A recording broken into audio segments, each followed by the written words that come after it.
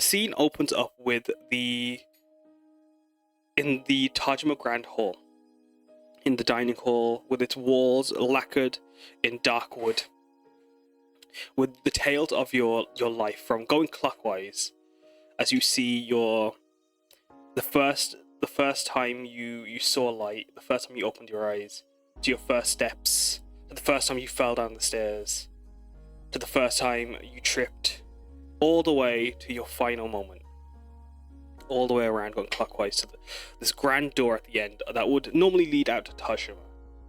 A waiting desk at its space, where you see a Thea lamp which is with a white flame within, with 4 wings flowing from it, as the Sakage is one of many that flutter around the halls, helping and guiding spirits that had a bit of trouble. As with their forms as Deva, these white Shian elf figures with perfect, pristine, just beauty, as like their soft browns and warm skin tones are just outlined in this radiant light. And as they move and glide through the hall, as Hitodama are bobbing up and down serenely, as you all wait in line, waiting for your turn at the waiting gate. You see the doors open. You see running through Mashiro. I'll describe Mashiro in a moment, as I am looking for my stuff. But you see running through the door, Umeko and Mei. You've never seen these 3 people before. As you see one... You mean Hibana and Mei? Sorry, Hibana and Mei, sorry. No, of course Umeko's seen Mashiro. That's silly. Little guy. As in the front, just running, just like absolutely pelting it down the hall. Like, excuse me, give me a minute, move out of the way, please. As they exclaim, as you see their form is that of a male presenting Shian elf with brown skin and vibrant blue eyes, as like this trail of white hair flows behind them, as like they're leaping with each step, as almost like as if like they're trying to leap between certain different planks, as if like there was they were seeing some pattern through the floor, kind of like when you can't step on a cracked stone, or you have to ignore all the white tiles, for example. As he leaps across, his hair behind him, trailing behind him, and like in the front, windswept as it frames his face, as a streak of red makes his third eye. Wearing his traditional 4-layered kimono, you see his sleeves are patterned and painted like feathers as they flow and glide through the air. As his bead necklace clicks with 2 tassels of a yin and a yang, dangling and just like bobbing away as he's just running, calling out for Umeko. As behind him, also running, is Ujdar, this tall 7'7" Kirin-born man, dressed in kimono rags of just like tartan brands, just fabrics that like were just pulled and dragged together. As his horns are shaped like huge branches that have been decorated with gemstones that are long and just powerful, with these ornate jewels wrapped throughout their form. As his mane, wild and untamed, curls down his form, and just like just at his cleavage, there's a streak of white mane rising up him. As his eyes are golden beyond black sclera, as just like Mashiro's eyes, which are black behind his blue eyes. Ujdar runs forward, his kimono dragging behind him, as he's got something hooked under his arm, a small boy. As he calls out for Aurora, you see the small boy that is hooked under Ujdar's arms is this small little samurai, dressed up like a Tajman guard, but with the patterns of stars, flowers, and a floral motif, just like the crest of the Dawnfist that glows on Auron's armor, or glows on Auron's fur, sorry. As the little sentinel is being carried by Ujdar, you see his mouth is full of glee and joy, as his large wide eyes, black with pupils of golden rings, are just alight with excitement. His tongue sticking out between the 2 missing front teeth, as he's just excitedly just like flying forward as he's being carried by Ujdar. a katana hilt sticking out of his head where his horn would be. As the little Kamainu boy, a little Leonin boy is being carried by Uchitar. Auron, I'm flying! Look, I didn't even have to cast levitate this time! As Uchitar's holding him, and they're just running towards their Kai. As they reach just the corner where Umeko, Auron, and Aurora, you've been resting. As they were letting you do a bit of rest between your shifts as moving spirits on, and they took a turn. Oh, you don't understand, Umeko. These guys, you know how we said their heads are filled with rocks? Oh my lord, they were trying to steal the boat.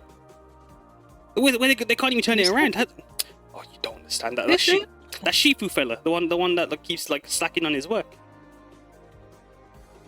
Of course it'd be Chifu.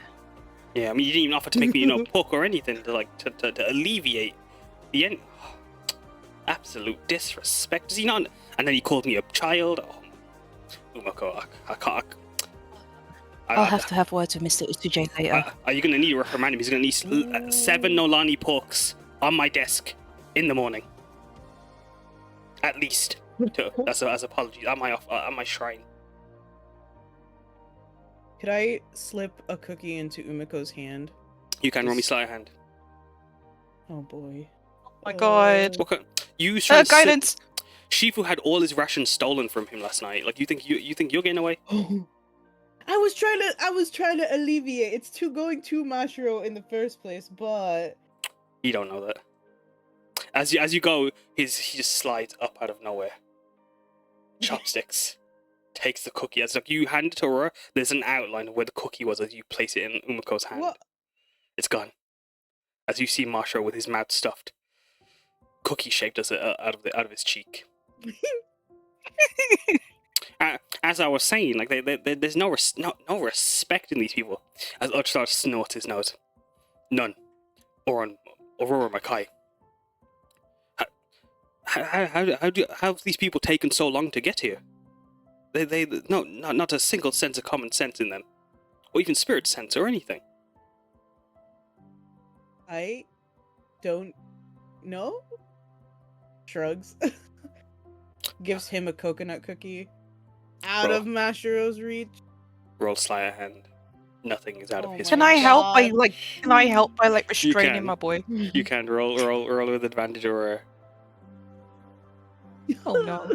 As how you were trying to restrain Mashiro, as Mashiro sees the Mashiro sees the cookie, zoning in.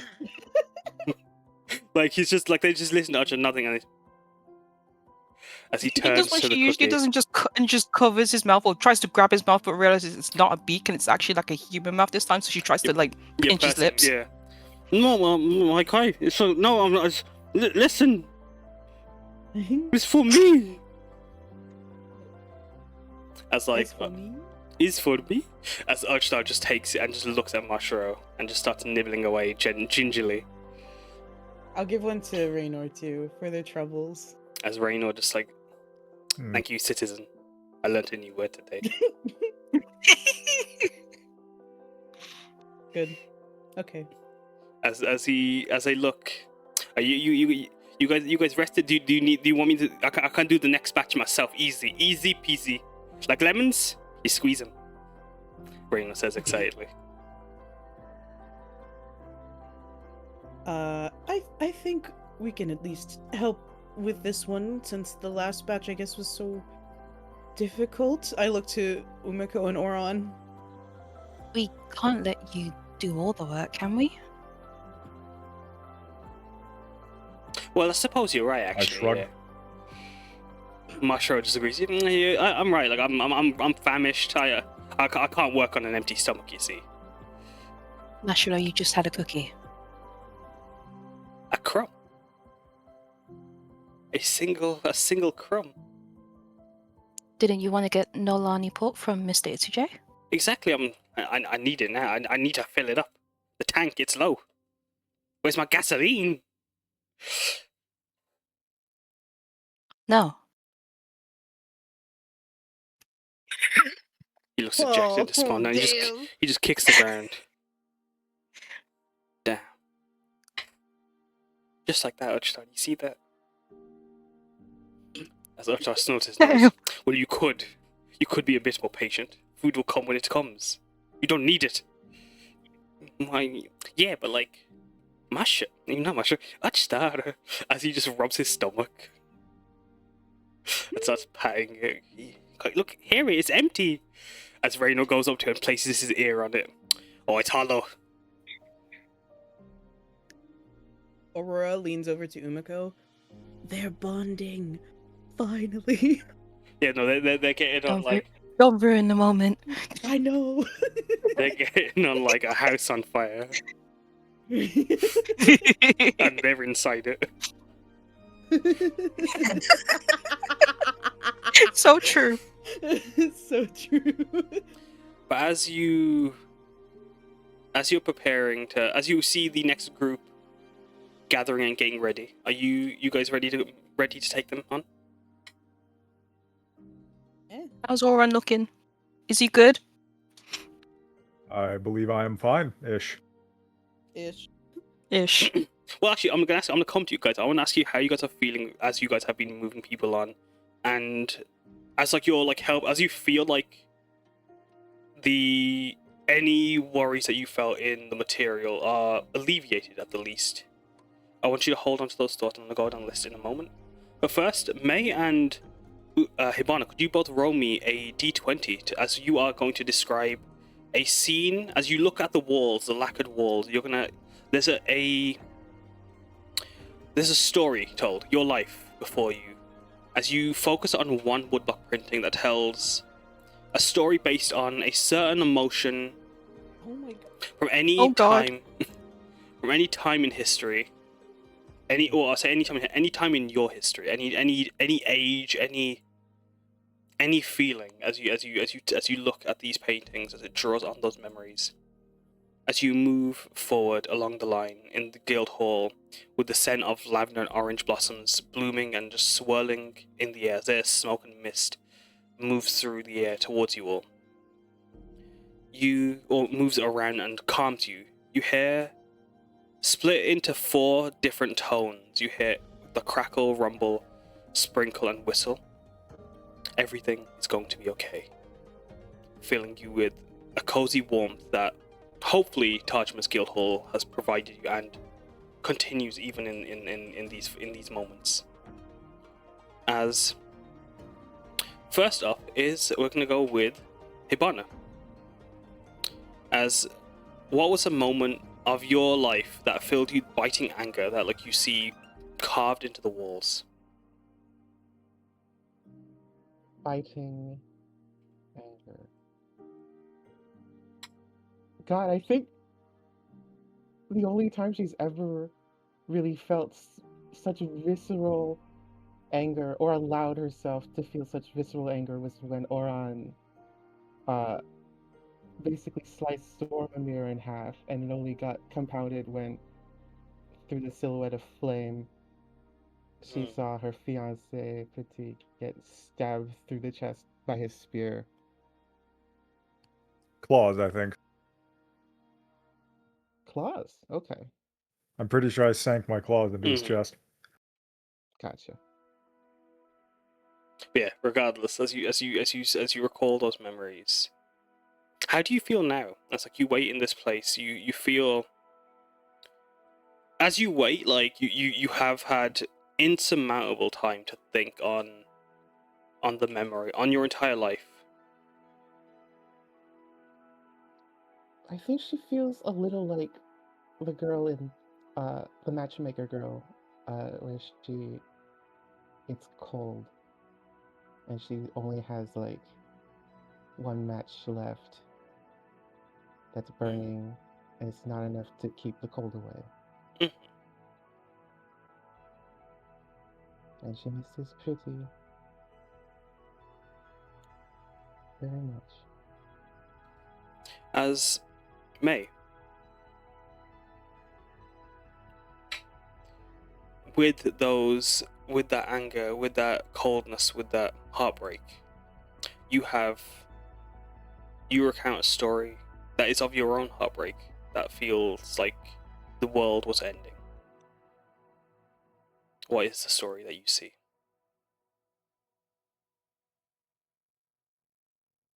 It would probably also be quite similar in a glimpse of her last moments, of her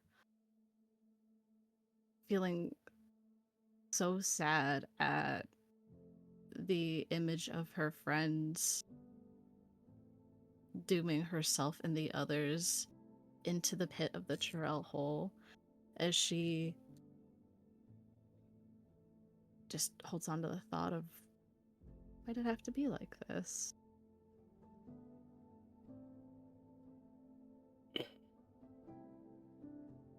Does that feeling linger? Does that confusion stay with you, or does it matter anymore as you wait in the halls? The confusion is still there a tad bit, but now it's just more like floaty, as it's hard to focus on really one emotion. Of course. But with their sadness, with their struggles, I'm gonna come over to Auron. How are you feeling as you're helping those you were friends with, those your allies, those you've hurt, but also those that may not even known who you are from thousands of years and lives away? How do you feel as you're helping guide them on, as like you've done this a few times, like you've done this at least once now? Does that feeling of like understanding and like purpose still fill you? Is it? Yes. Does it grow? Yeah. This is what we're for. This is why we were given our spirit kai, our shaman powers. I'm not sure how to phrase that. Powers seems weird. Abilities? I don't fucking know. The chance to Yes. to experience, if nothing else. How are you feeling, Aurora? I think the first journey was very... I mean, all of the journeys have been emotionally charged, but, like, I think with each journey and seeing everyone make their own choices and not holding any resentment in their hearts for, like, themselves or for, like, their past or for, like, to her or to any of the other shaman, I think with each journey she helps make with people, it gets easier, but also that much harder. It fills her a little bit more with confidence now that she knows, like, they do get the chance and the choice to make that decision toward the end. And a little bit privileged that she gets to help them with this journey. Yeah. Like, there's still questions, there's still thoughts, like, Yeah. why are you allowed to bring them back when others don't seem to get that choice? Yeah, But yeah. at the same time, there's the question of, is it worth even asking when, like, why not just take advantage of the chance that you have as Umeko? How are you feeling? I think it's still like surreal to her. Like, she's done a couple of trips now, but it just still doesn't seem to sink into her head that this is what they're doing and this is how they're doing it with those in Tajima as well. And I think every trip she just makes the most of just being able to speak to those that she was friends with, she's family with, those that she doesn't really know that much. Just all in support, really, for wherever they may choose to end up or what decision they choose to make at the end of the day. Yeah, of course. As you just have to just let it what would normally be a journey made once, you have had a mix of privilege to experience it multiple times, but also the tragedy that way you have to, every time you go along is a goodbye. But you still push on, because as you move on, you have a job to do. And as you moved up and down, the rest of you, as you're seeing your emotions, or feel your emotions fill you, you see the hall becomes filled with the figures of people as those Hitodama transform into their true selves, as you reunite with your true forms. As Mei, you stand, your shadow casting before you, that of a woman. It's not, you still feel your form bob and bubble, but you, as you were in death, but you can see that there's, like, your shadow isn't so close to the ground. While Hibana, as you stand there, your tail is aglow with fiery light as two extra tails trail behind you. Sorry, three extra tails trail behind you as they dance like a vermilion comet. Your third eye ablaze with light. And as you're, like, waiting, a box was dropped off beside you as, like, you see your true form, Hibana. A cardboard box filled with a mess of wood, metal, a kitsune mask, and a small orb of vermilion fire. As the vermilion fire is within, as Ikki Dawson's remains is presented to you. And just in front of you is a tiger, covered in a thick blanket of soot, as her stripes are pulsing with fiery energy. As Splithy turns around, as in life, we'll do this together. As she reaches to hold your hand.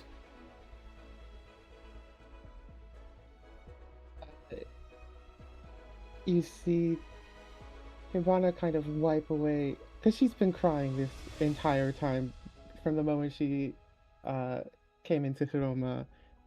You see that she's wearing a very different outfit. She's wearing, like, this, like, kind of, like, backless apron with, like, a sarashi wrapped around her chest, and like, these, like, writing chaps, and, like,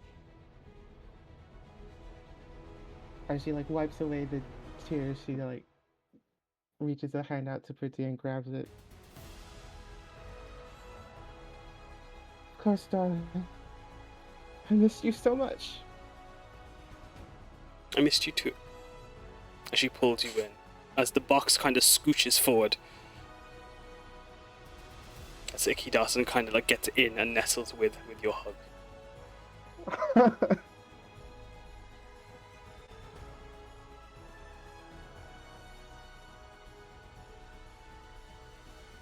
It's gonna be okay, right? She asks. A mix of uncertainty in her voice. Sorry, go on. Hibana hesitates for a bit too long. I don't know. I might have sealed your doom. She shrugs her shoulders.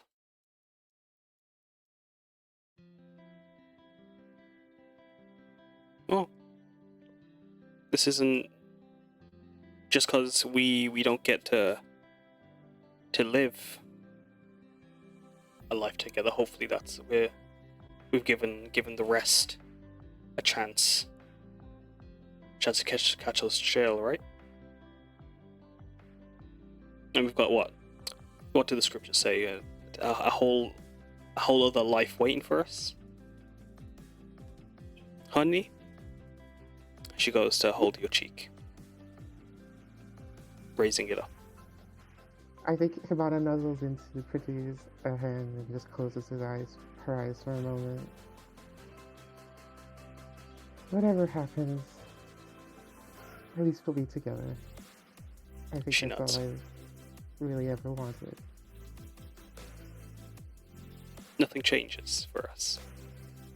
It still is how it's gonna be. And she holds you as you move in the line. As they're moving, just check a little thingy move up here. You reach at the desk as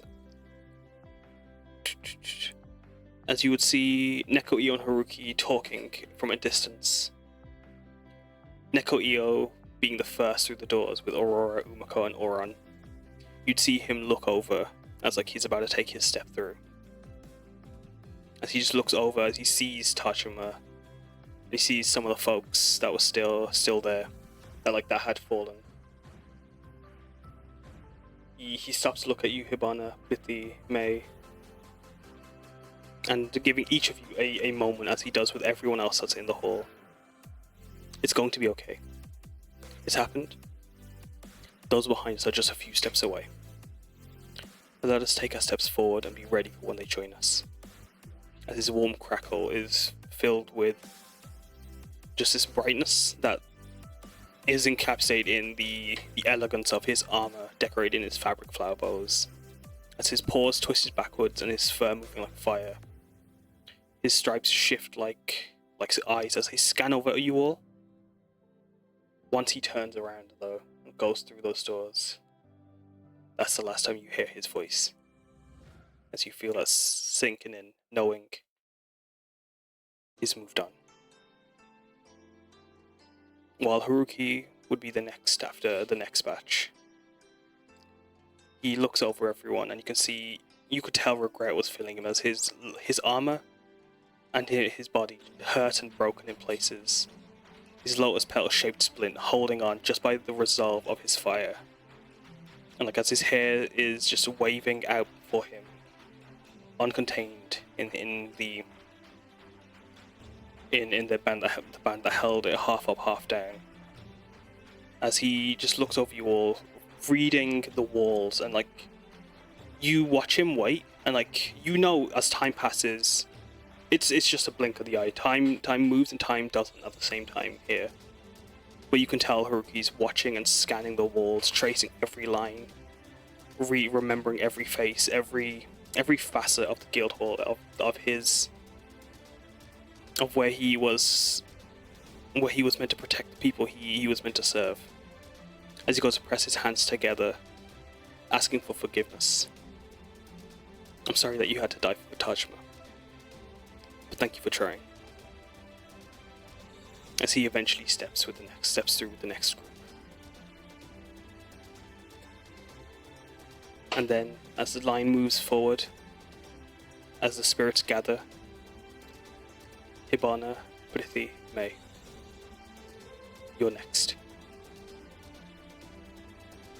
As you are waiting at the waiting desk, you are handed a bag of coins and a note, or a booklet, sorry, that's filled with just one simple paragraph, as it states your hokero in life. As you're told that the shaman are on their way and they're going to guide you along the Lashan Sora to the other world. Take as long as you need to wait, take as long as you need to accept that you're moving on. But once you cross that door, you cannot come back. As they speak to you,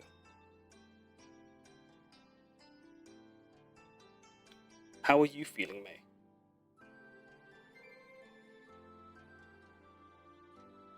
I still think quite conflicted because everything was very sudden, even though she knew the danger of it going into it beforehand, but it's just a lot to take in that, oh, shoot, this is it. Does she wait a moment, or is she ready to step through that door as it opens, as spirits begin to flood through, as a flash of white is beyond it? Did May wait before she stepped? She's gonna wait for Hibana and Pretty. She's gonna let them go first. As I think Hibana? Hibana, yeah, Hibana will look to. Does she recognize May in this form? Yeah, never seen her. She's right now. She's still just that blobby shape. It's just her shadow is cast like that of an elf.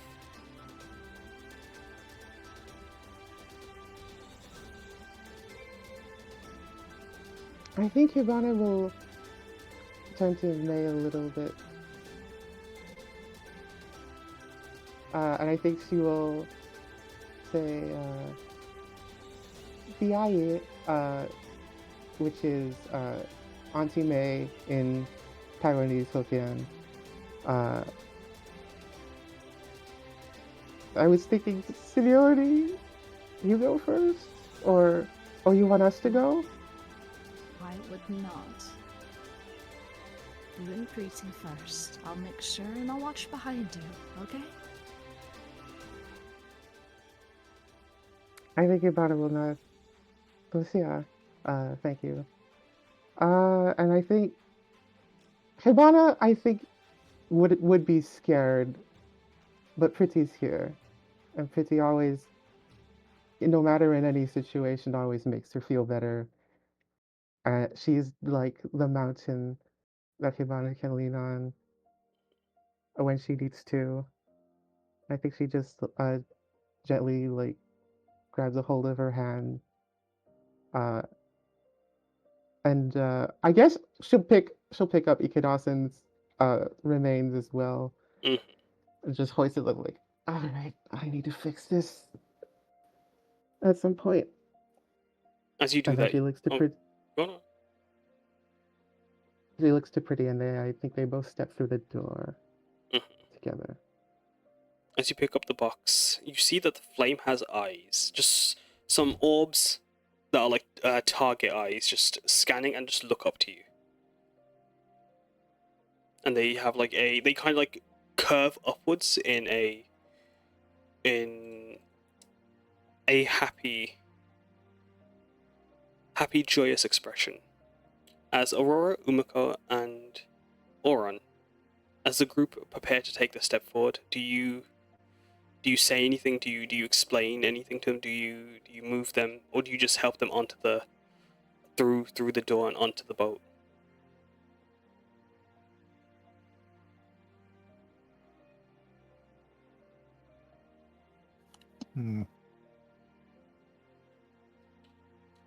I don't really have anything specific to say.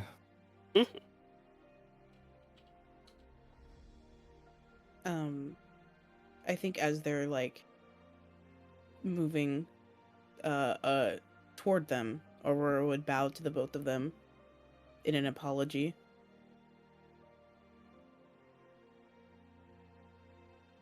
And try to subtly whisper to them without the Sakage or the devas around to hear. Everything's going to be okay. Just trust us. This isn't the end.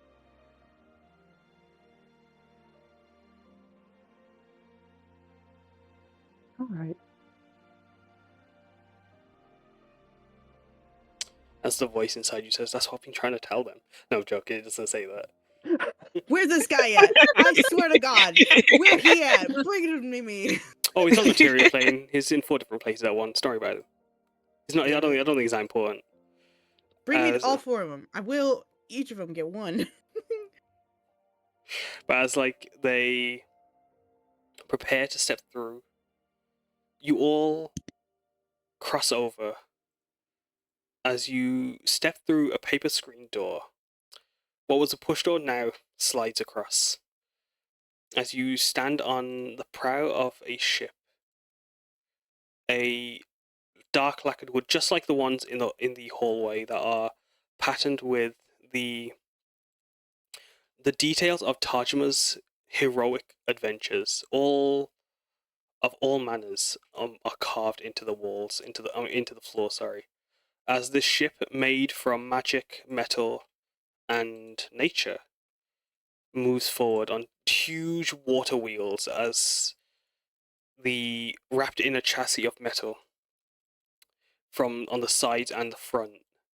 You see that the ship has a giant tree that grows out of it, with its roots round and growing around the ship. As it climbs tall, it releases a spectral mist, an aura of lavenders and orange blossoms that kind of billow like steam at the top of the tree, as the steamboat slash spirit boat trademark leads you along the river. Its railings wrapped in marigolds and shide, as you sit on a perfect crystalline blue river, as you see the scales of a dragon beneath the riverbed, as you all see the Lash and Sora, its form, the water, and the scales. It's whatever the river is the Lash and Sora, as it moves and guides the ship further towards Haroma. You see the riverside, the riverbanks, covered in lavender blooms and bushes and spider lily bouquets, as the trees grow vibrantly and wide, as like they hide the shadows of yokai, monstrous forms that you can barely make up, as like their horns, teeth, and target eyes glow in the dark, as they watch from a distance, as they try to make their way closer to the water, but never coming out of the shadows, as they watch. As above, the astral sea is a grand mess of purples, blue, or perfect blue, a grand perfect mess of blues, purples, pinks, and yellows, as you see the two moons and the two suns rising and setting, moving, and like spinning, and just each of them, their motions are unlike what you've seen on material, as they orbit each other, as they separate from each other, as they do everything that you couldn't imagine the sky doing, as the stars twinkle into view and twinkle out as they come closer, as they move further away. The sky itself dances as it watches you, as you look up at the world above heaven. As I'm going to ask, how do you feel looking at that, Hibana? I think awe, amazement that the things she read in the Funahar Pagoda archives are real, and she gets to experience it for herself and with Pretty. Uh, she's not sure how she feels about Auron being there, to be honest. But Aurora said trust her, so that has to be good enough for now. Surely. As in the mess of spirits and people, how do you feel as you look down at your shadow, as you look over the edge of the waters, and your reflection amongst all the spirits is that of a woman? As how are you feeling, and what do you see as you look back?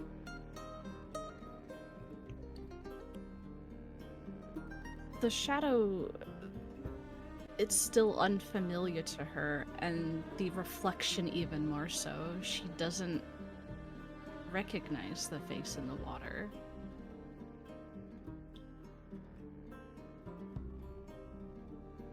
But she told Hibana she'd follow right behind her, so that's what she does.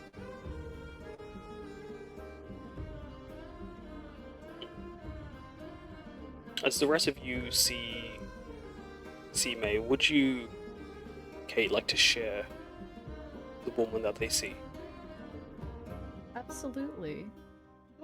They would see a moderately sized middle-aged Shion elf woman. Her long brown hair reaches down all the way to the floor. Her hair is full of peonies. A Huadan flower sits in the middle of her forehead.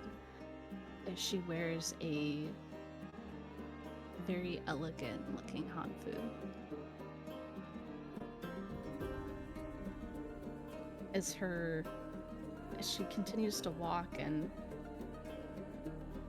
she realizes her form has changed, she flexes her hands and looks at them. It's an unfamiliar feeling. She hasn't had these in a while.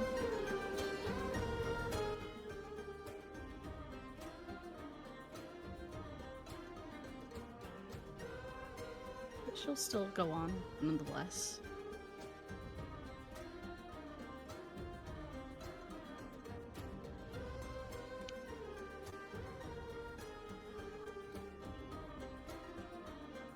And the boat, like you all, moves on and takes you down the river as you see the huge coral-topped Reishibu. The heater in view, you can see its crystals, these crystal formations twisting around it, even from a distance. As you see the Shigoa peaking with steam billowing from it. You cannot see Nagahara City, you can't see any skyland, anything of the material is gone. And just Shireleo as it is. Nature and magic transform it through otherworld and material. As you move on, or move through. I'd like to ask, Shaman, are you doing anything to help the spirits relax and ease up, as some of them are looking over the edge, as some of them are looking around? As Hibana, Brithi, and Mei move around, as Mei's form changes, your Shaman Kai are just standing beside you, ready to help when you need them to. Aurora standing there, jaw dropped. My God! I think Umeko is too busy being gay right now. Same. Shake my hand, Frankie. Shake my hand. Shake my hand. Yeah. If there are any spirits that look particularly alarmed or upset, I would see if I can soothe them somehow. Of course there's. There's actually a panther spirit with them. As it just purrs and meows as it looks over. No! God damn it! Oh no! No fucking way! Oh, you gotta be fucking kidding me, man! As it looks over the edge, and then it just looks over to you. Holy shit. Meow. No. Fuck out my face, you worthless bitch! No. Um. Meow. No, I will give him head pats. Oh. As you pat. I will give him chin scratches. As you pat away on Inigo, they kind of nestle into your hand. They weren't the fastest. They could never challenge you, obviously, Auron, but but they were still a companion. And as they rest with you, they do get comforted by your presence. As Aurora, you see a roll of fabric, or a set of fabrics, just roll along the boat as their wispy forms flow around them, as they roll over to the edge and kind of hunch themselves up and look over the water. No, not the fabric. No. As you see I a run mix over of there and beers I help and them. the golden oni fabrics. They just look I'm to you. so mad. I say they look to you. They I just feel- the fabric rolls turn to you. I'm going to gently try to make them nice and neat. And you see tiny tears slip. I could have made such pretty saris. You're so pretty. We know. They cry with you as you feel like it's like smear marks, like when your ironing clothes appears on them. Yeah. as you iron Oh. them out.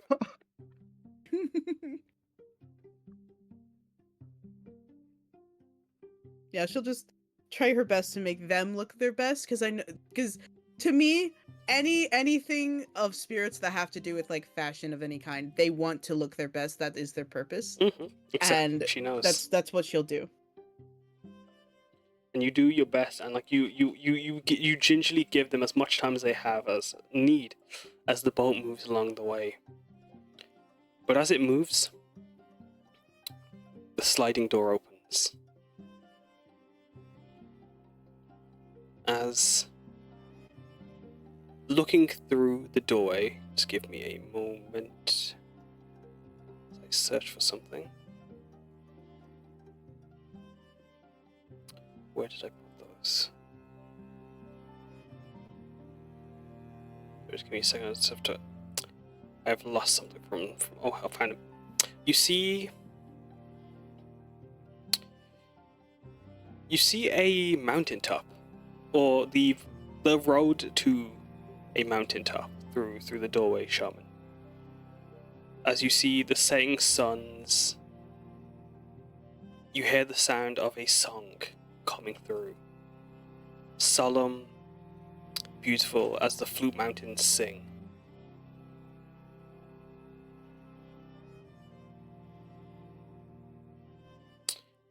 As Go near it. I'm kind of like ushering the others, like May and Preeti and Hibana and Auron, Umeko, the PCs that are here, to like come with her to like see what's going on in the door.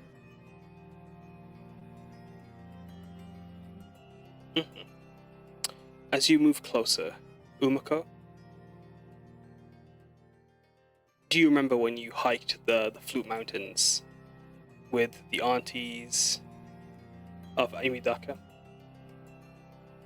I do, yeah. Oh my god. That feels so far away. It does. As you see the same sight you would see on many hikes you took in your youth along the mountains. Mashiro Nana Mashiro would ask you to join him, as he loved to hear the flute sing. He loved to hear Shian's song through the mountains. And as you hear this song, as everyone makes their way towards the door, Umeko, you hear his voice again, ringing in your head, as you recall your time in Big Camp's diner. Are you ready? They asked. How are you feeling? I think she's spooked again. Like whatever she was doing on the boat, she just kind of just stands in place, just completely frozen. As the Lako Mashiro stands beside you. Everything okay, my guy? So, there's not something spooky in there, is there? I just heard grandfather again. That can't be a coincidence, can it? Oh, there's... What's the saying? How many times is it, like, it's one's a coincidence, two's fate? What's the thing? Well,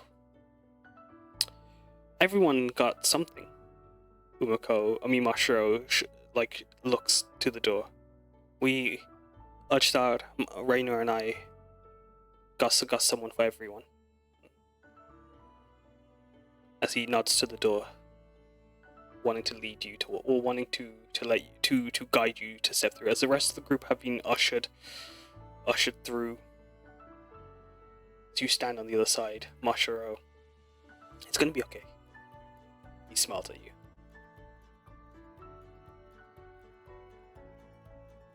I think she smiles back and she lets him lead. You'd go to reach your hand, you let him hold.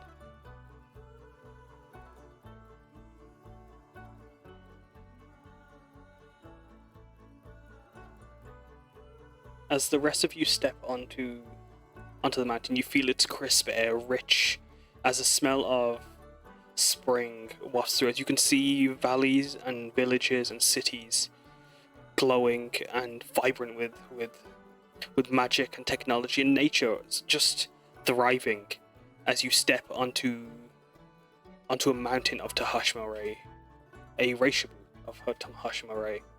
As you stand tall, no other mountain compares. As you stand so high up, you see everything beneath you.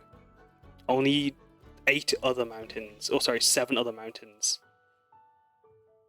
match your peak as you stand on this. As you stand on the mountain, Aurora, how are you feeling? As Umeko steps through with Mashra holding her hand.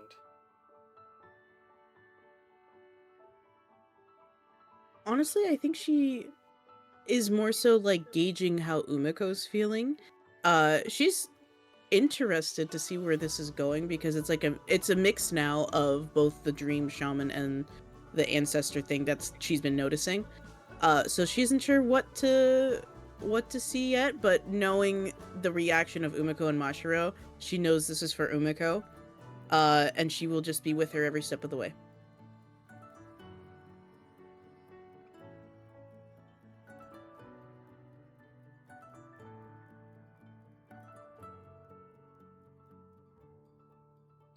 As how are you feeling, Auron? As you also you can sense or Umeko's you see the hazes of the dreams she's had walking up these mountains, recalling memories. As you felt the dreams of the others, you see one of your shaman companions.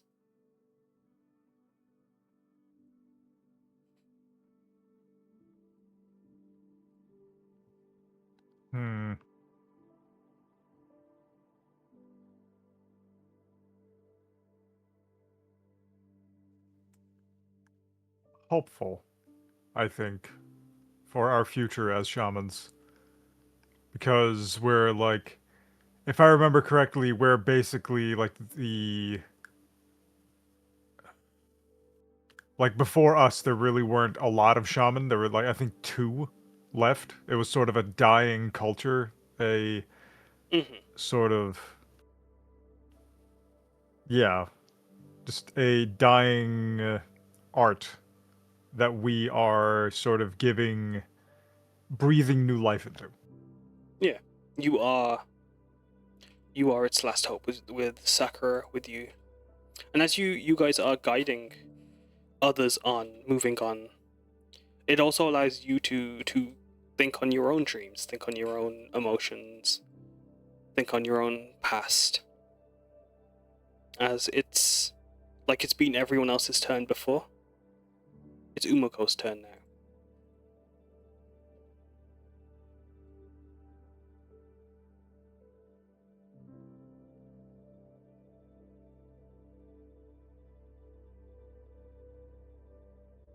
As May, how are you feeling?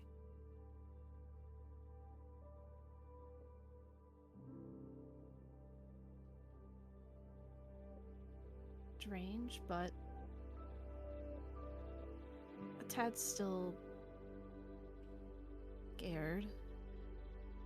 But she wants to be able to put the faith back in her friends again. Yeah. Has May ever travelled this far to the opposite side of the world, essentially? Had quite some time. I would say it'd be quite likely. Of course. Probably her slime form would have had to maybe hitchhike on a few caravans here and there, sticking on the underside so they don't shoo her away. What about before she needed to be couriered? When she could walk? When she could dance? Run? Swing? That's a lot more fuzzy. to her, she would still be able to. I don't think she would have made it out this far, having spent most of her youth with Chai at the cafe, and then most of the caravans for the purple orchids. Never really wanted to worry about anything getting stuck in the mountains, so mostly steering clear. What about you, Hibana? How are you feeling? I think she feels the similar awe, but I think she's also looking out for Pretty. The highest Hibana has ever been is the top of the Funahar Pagoda. And she thinks of a memory of when Pretty was looking up to her, trying to shout out to her to come down from the rooftop. And I think she looks to Pretty to make sure she's all right. She might have a thing with heights.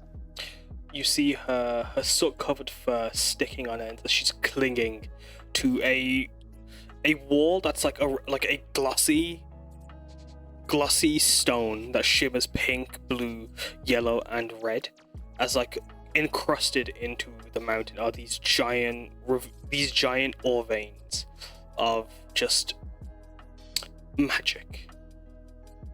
This what's referred to as flute glass or flute stone, even. What normally would be a souvenir that many bring from Tahashmare. She clings to the stone as she looks away from the edge. As you see the stone railing, this haphazard wall that comes up to just up to your waist. It looks like if you touch it, it might probably fall apart. As you look to the path, you can see these lavender blooms blooming through, and all sorts of wildflowers just cropping through the stone, the snow, and the dirt of the mountain. As Splitty's just holding. No, it's okay. It's okay. She's clutching to the walls, her claws trying to dig in, but she's just scraping against the edge. Yeah, I'm sure. I'm okay now. Well, we'll cross this location off for our wedding for sure. She nods as she's just scratching at the wall, just sharpening my claws. As Umeko, You tell yourself that. you see a bench that looks over the edge. As you see the silhouette of a man who's the sun shines and casts a light over him. As he's kind of hunched over, wrapped, swaddled in junni, in fabrics and clothing, and wrapped in his blanket, as his cue ball head shines in the sunlight. You can see Mendi patterns painted all over him as his long pointed ears have a bit of fluff growing out of them. As he just watches the sun setting, the binary sunset.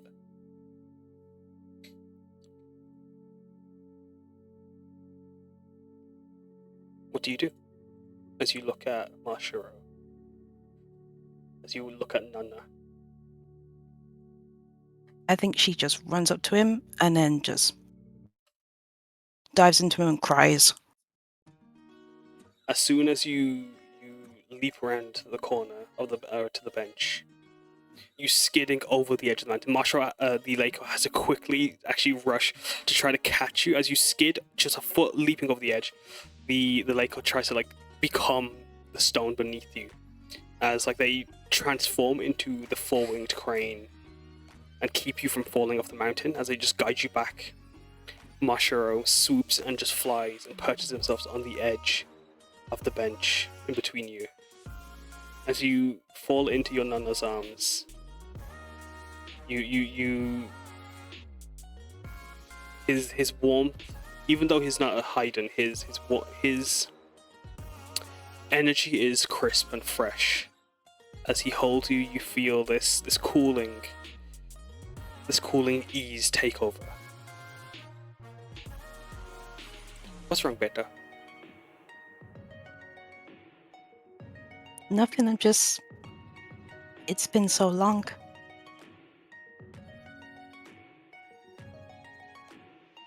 He smiles as you look up. His eyes, his wrinkles like way down on his face, so like obscure his eyes even, as his mouth's wide and just full of endearing love as he holds onto you. His arms wrap around you. Too long, but that's okay. I'd rather wait. As his whistle sings to you. I think her accent just breaks into a whistle and she just continues crying. What's with the tears as he goes to wipe at them? This I can't help it. It's just been too long. Way too long. Then let the Lashan flow if you must. As he doesn't obstruct your stream of tears. And he just holds you. And he just looks over at the sun. Frozen in place. Waiting and ready for when you're ready to talk.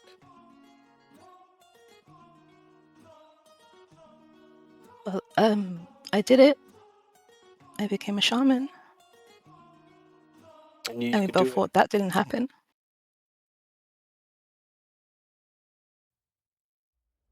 He goes to press at your cheeks.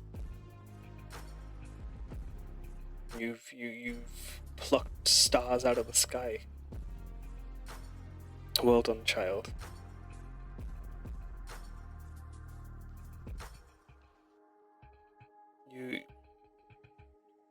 Who thought just those stories would set it all off? Huh?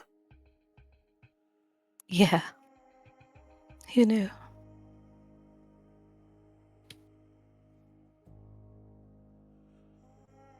Thank you.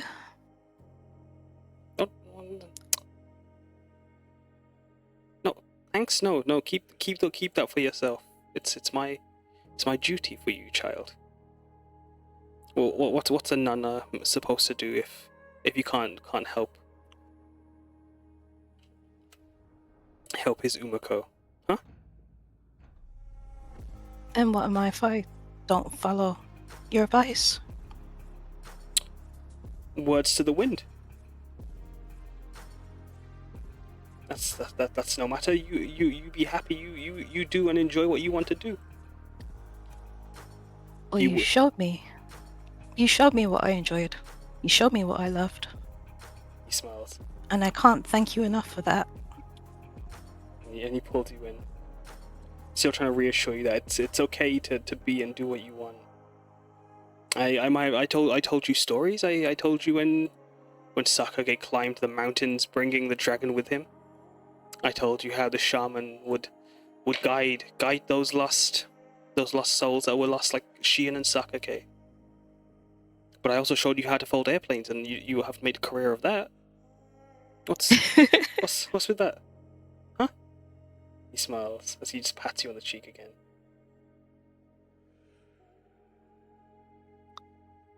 I mean, you're the one who showed me. He nods as he And goes. it certainly helped. Oh, go on. And it certainly helped when we played. That's all it needs to be. As he goes to fiddle with your origami gauntlets and just adjust them and straighten your hair. And like he plays with the clip that holds the loop in your hair. As he smiles. You still have it?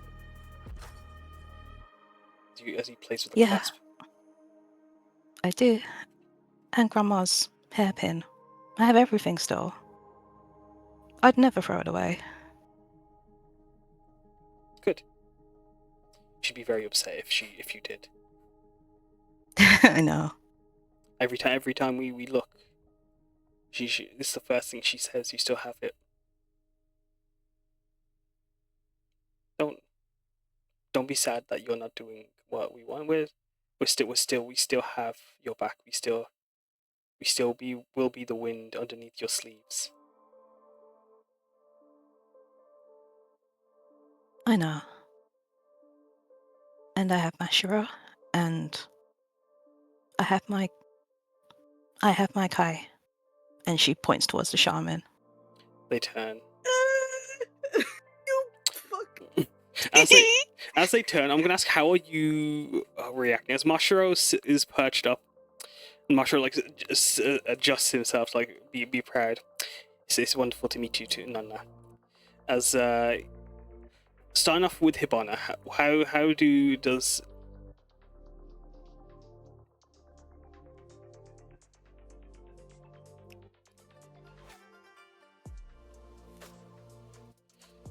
how do you react, or how do you respond as you watch?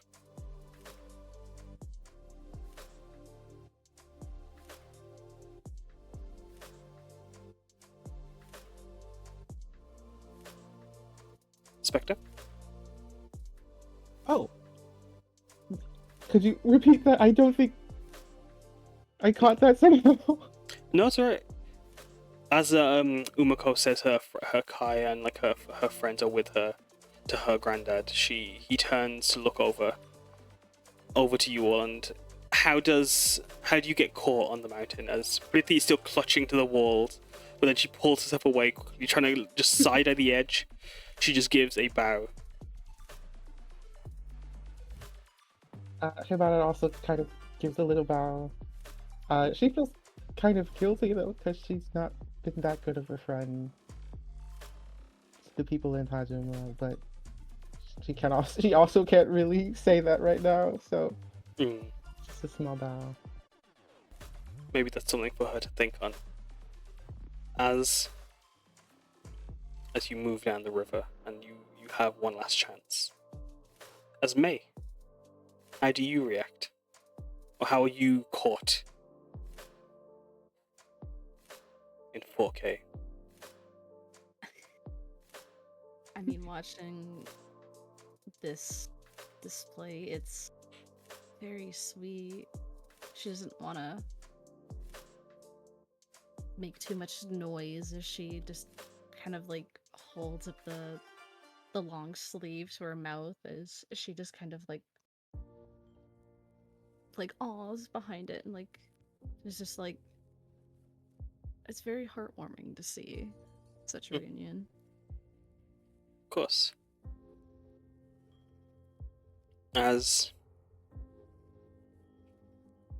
What about you, Auron?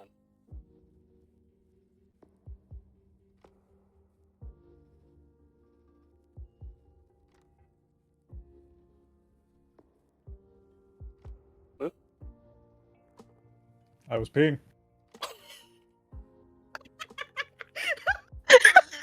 I returned. You pissed, girl! Oh shit! Oh fucking hell! Holy shit! Oh my god! What was the question?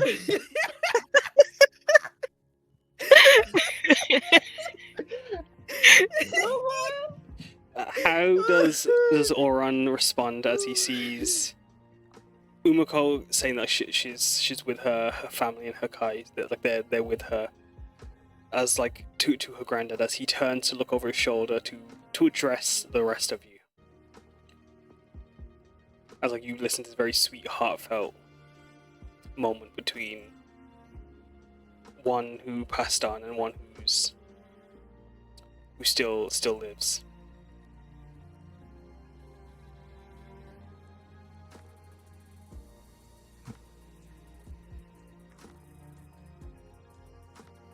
Supportive? He's just got supportive energy radiating from him. The As aura Rain, of protection. the wall of Tashima does it again. Did it.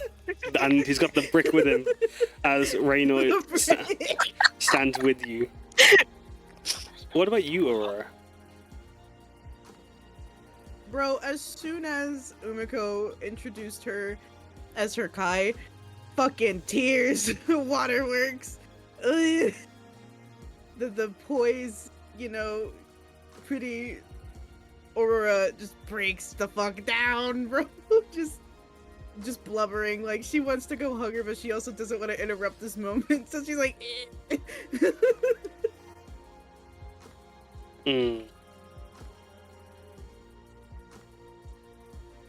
Unless Umeko motions forward, and then she'll just go fucking tackle her and hug. There's no stopping that. Yeah. As I think she would at this point. Get tackled, idiot. Don't do this to me, Frank. as you get pulled in, and he's, oh, I see. Hello, madam. He says with a little wiggle Oh my god. of his eye. Of Oh his my god, where's brow. my graduate poser? Oh my god. No! As he turns to the rest of the group, as do they swaddle and join and sit or take a seat on the bench, or do they keep their respectful distance?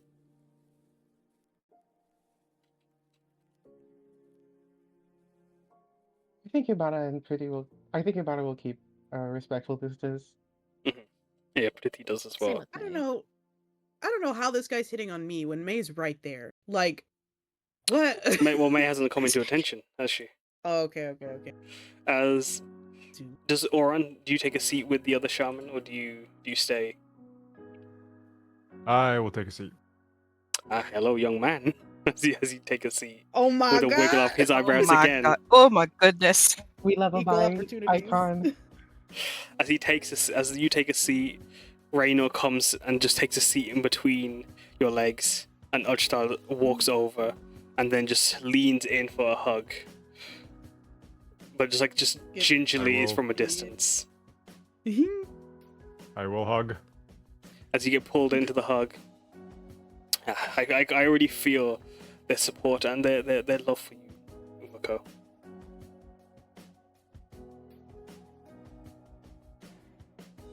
It's okay, Star. No,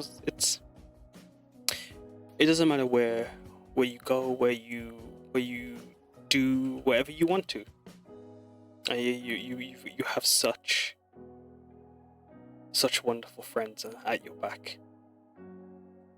As he places his hand on each of their heads, I can tell they were here whenever you needed them.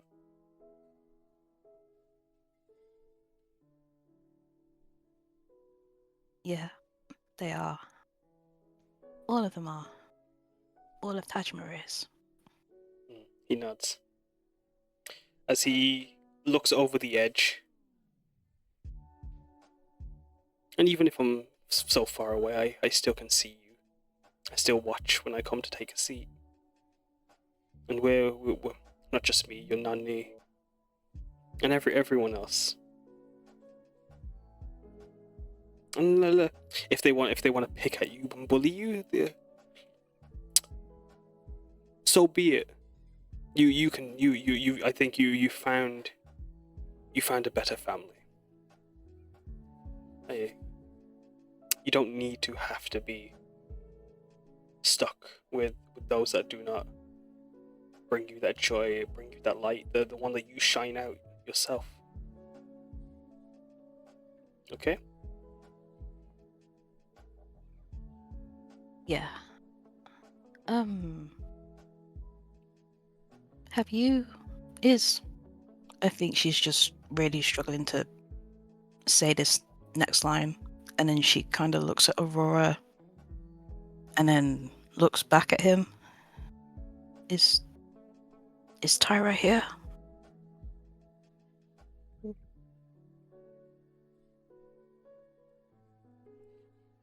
as you say that, you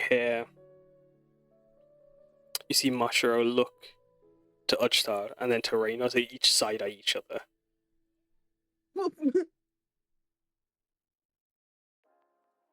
Do you feel their wing on your shoulder?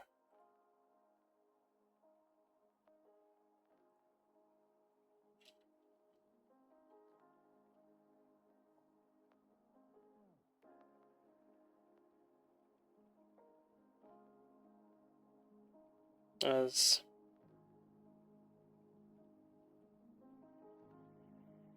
give me a second, as I'm just going to check something quickly.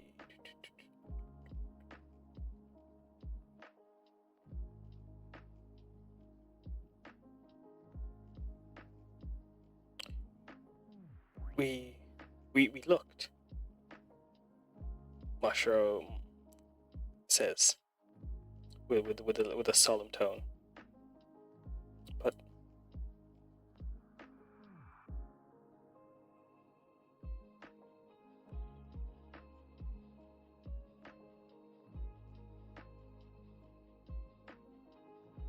But as you ask, and as Mashiro says that, as you close your eyes, Umeko, your Kai stand no longer. Oh, I lie. Sorry.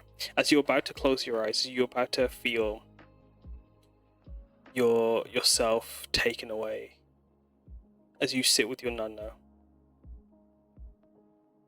as you feel the moment about to pass, is there any last things you wish to say, to do, before you feel your eyes growing heavy? I think she'll just hug him one last time and just kiss him on his forehead. As he goes to kiss you, taking the worries away from you as he sweeps the air around your ears. As he plants that kiss and then pulls you in. In the darkness of his kimono folds, you open your eyes and you're laying atop a bed. A comfortable... What kind of bed does Umeko sleep in? What kind of bed is the perfect bed? How dense is the mattress? How plush are the pillows? How wide? Is it king size? Is it queen size? Is she fine with a single? What is the ideal? I think because her family's like quite wealthy, it's at least a king size, and it's pretty fluffy. It's not too elegant. There's bunches of pillows and stuff, but it's not too flashy. But it's pretty big. As you sit in this room, you see the walls decorated with... What does Umeko's bedroom look like? How has she filled it? How has she made the space her own? As you lay atop the bed looking at the ceiling. Oh god, I haven't really thought about this shit. There's definitely like a massive desk covered in books and scrolls and paper. There's shelves all over the place, just lined with more books. Probably some like maybe a couple of plushies, all sorts of trinkets and stuff. There's probably like a big wardrobe full of like clothes and whatnot. And like just like her office, there's like a pinboard with like stuff that just like sentimental stuff, like some postcards and like a few things here and there. And there's a couple of drawings of like people in the Senbanzuru, like family, and there's probably one in particular of her and Tyra when they were young, and that's been carefully like preserved along with like things that they traded with each other, just carefully on a separate desk.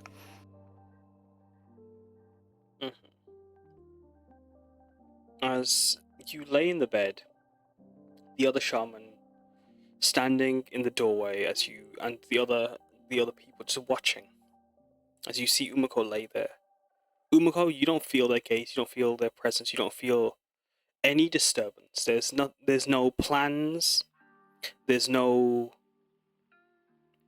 expectations. There's no, like, you have no deadlines. You have nothing that you need to do. Nothing takes your mind away. Nothing needs to be done today. As you lay there, you don't have to leave the bed if you don't want to. As you feel this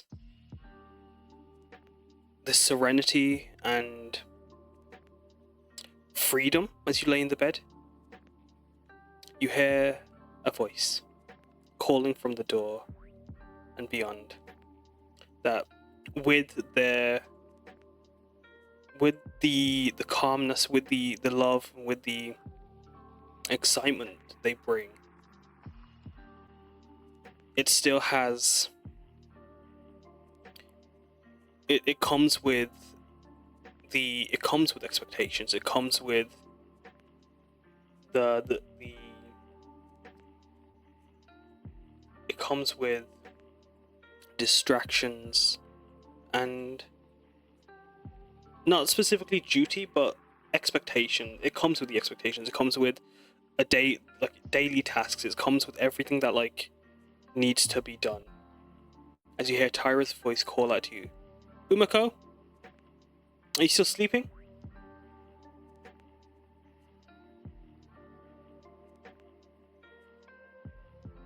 I think she just bolts up immediately. As you get up, as you look to the edge of the bed, you know that if you step off it, that freedom, the aimless, that sense of just open aimlessness leaves. You know, once you take that first step, you don't get to have that just quiet, that peace and quiet now. But at the same time, as you hear Tyra's voice, you know, but at the cost of that quiet, you lose the noise of those you love, those you care for, those that look up to you, and those that you look up to. As you sit upright, it didn't even like take you a moment to even consider. But as you draw nearer to the edge, is there hesitation? Is there that trepidation? I think there is for a while, because hearing her voice after God knows how long, it threw her for a loop, thinking, is that actually real? That can't be her. There's no way. But knowing that once she gets off, there is a possibility she can't hear her again. She just grips the bed sheets and she's stuck.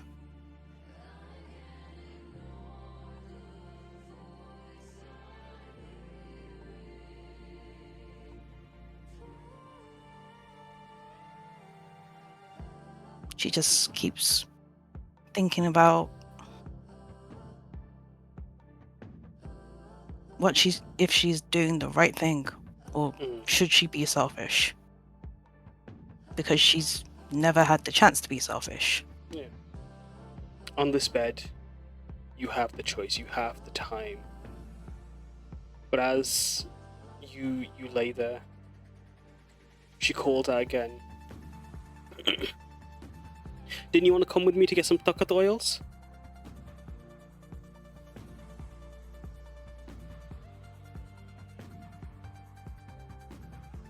Is that really you?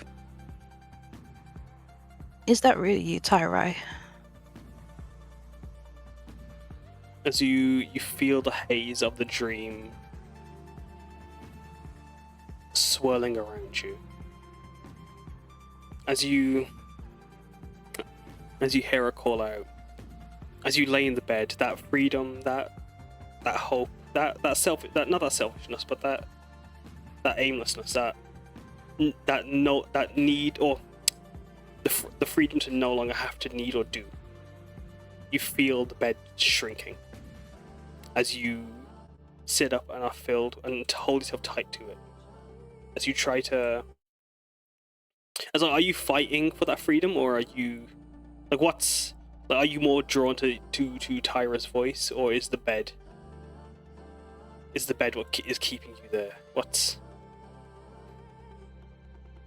think just hearing Tyra keeps her stuck there.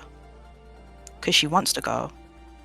But if she leaves, will she ever hear her again? Is she out there? She never got confirmation. Mm. As you hear footsteps coming up the door, does anyone in the party, do they try to help Umeko? Do they say anything to try to get out of the bed? Do they say anything to try and comfort her? Do they do anything to try and bring bring the serenity back to this dream? As Auron, you feel that energy exuding off her.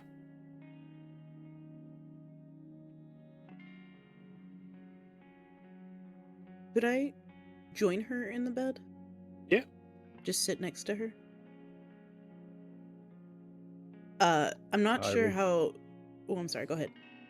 I was just going to say I will sit down next to it, because if I sit in it, I'll probably snap it in half. Well, I'm Auron? not sure how Umeko feels about, too much hugging and whatnot. So it's as a calming presence, and she'll wrap her tail, around, Umeko. Mm. Umeko, I know you're probably in your head about a lot of things right now. We've dealt with way more than our lifetimes could ever possibly fathom in the past 24 hours. I think you're allowed to have this. Okay?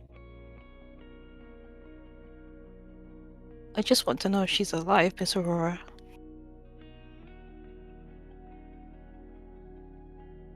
I just want to know if she's still here. Or if she's gone. I look to Ujthar, because he's the one bringing people. As you look at Ujthar, you actually don't need to. Or as you look at him, you feel like through him and through yourself. As you brought Nana Mushro here, you brought Rashmi, Geen, you brought Laurel's ancestor, Silaj. There was this feeling, this presence that came, that connected them, like a line of the thread of the weave, but different. That connected the family tree. But as you try, you don't feel Tyra is on any of those threads.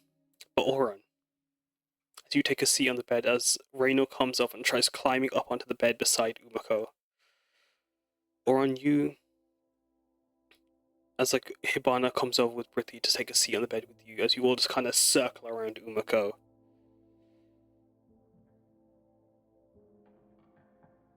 As Hibana keeping on the opposite side of Auron as is Prithvi.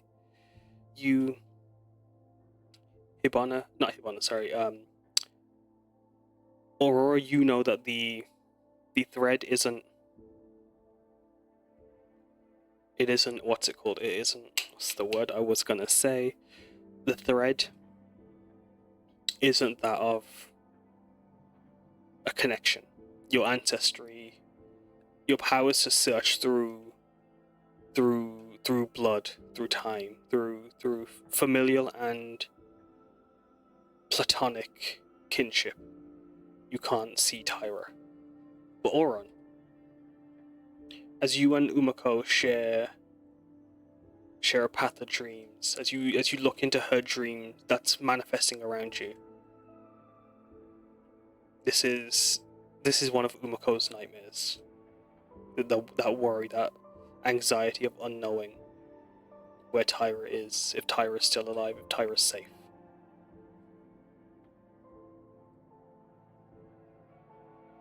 Do you share that with Umeko, Auron?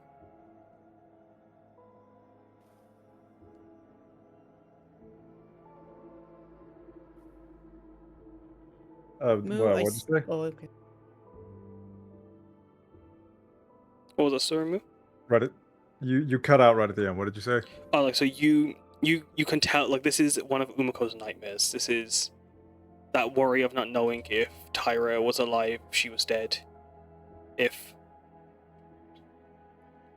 Umeko gets out of that bed and like bees and makes her own choices, if she has to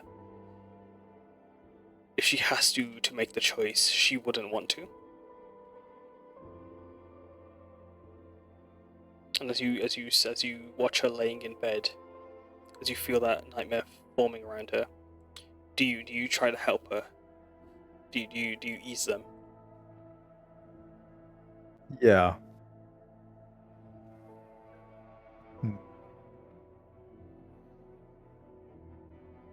What do you say?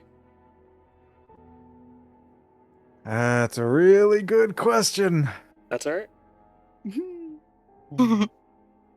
I'm thinking.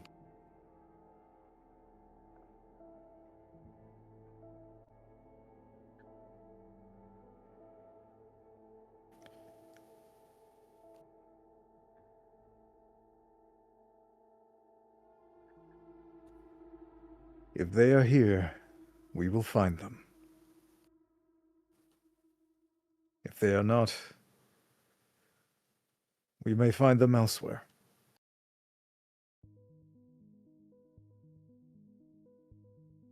But what if we don't, Mr. Dawnfist?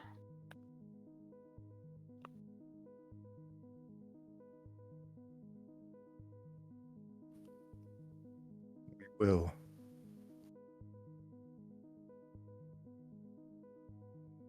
Miss Umeko? She is not here. And for as long as we are going to live, we have time to look. And I will help you if you want it. But she is not. Sorry, you cut it at the end. She's not dead, but Oh, okay. like way more sentimental than what I just said. She's dead. God. She's not, no.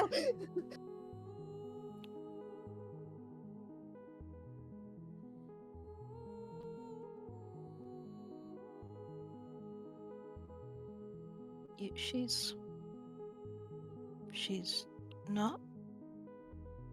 No. I feel it on the weave and the threads that connect me to your loved ones. She is not in Hiroma. She is not in the spirit realm.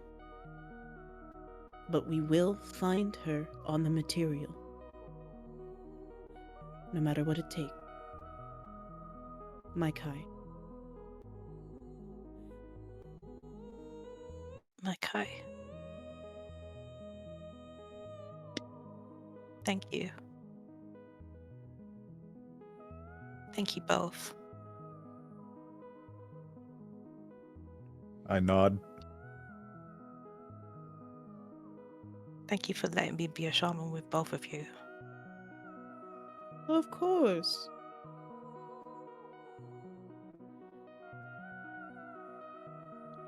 Do you want to scrungle the brick to feel better? The brick is ready to be felt and cuddled. I am I very. scrungle the brick a little. You can. I am very comforting. As you feel his comforting energy, as you hold him, he just squeaks like a squeaky toy. And like his tongue like sticks out as he does, like as if like when you like you squeeze the toys, they just kind of spread. Blip. Yeah, Aww.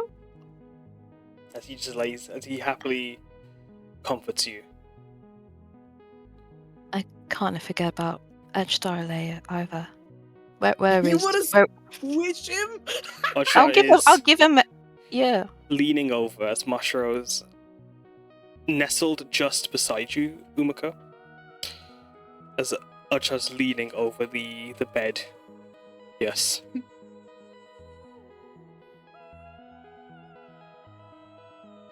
There, as he pats you on the head. Thank you all. My Kai. I'll find her. I have to. I will. No matter how long it takes. They nod. Because she needs to know. She needs to know how much I love her.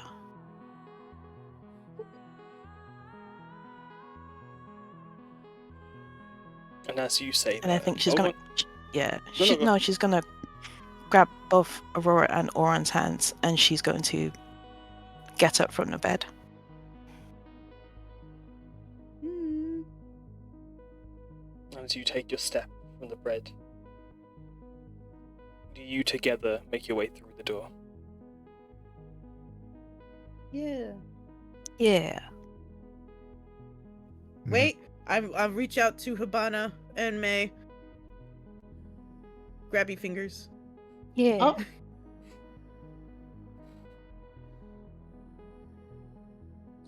Hibana would be kind of confused because he was messaging May just to make sure that her new form is to her liking and not giving her any bad feelings, but she will just, reach out. Yoink. And as you step through the threshold of the door, you step onto flagstone, warm to the touch, as steam rises before you, misting and full of comfort. The smell of hibiscus and maple is rich in the air, but filled with that lavender and blood orange smell that comes with the other world.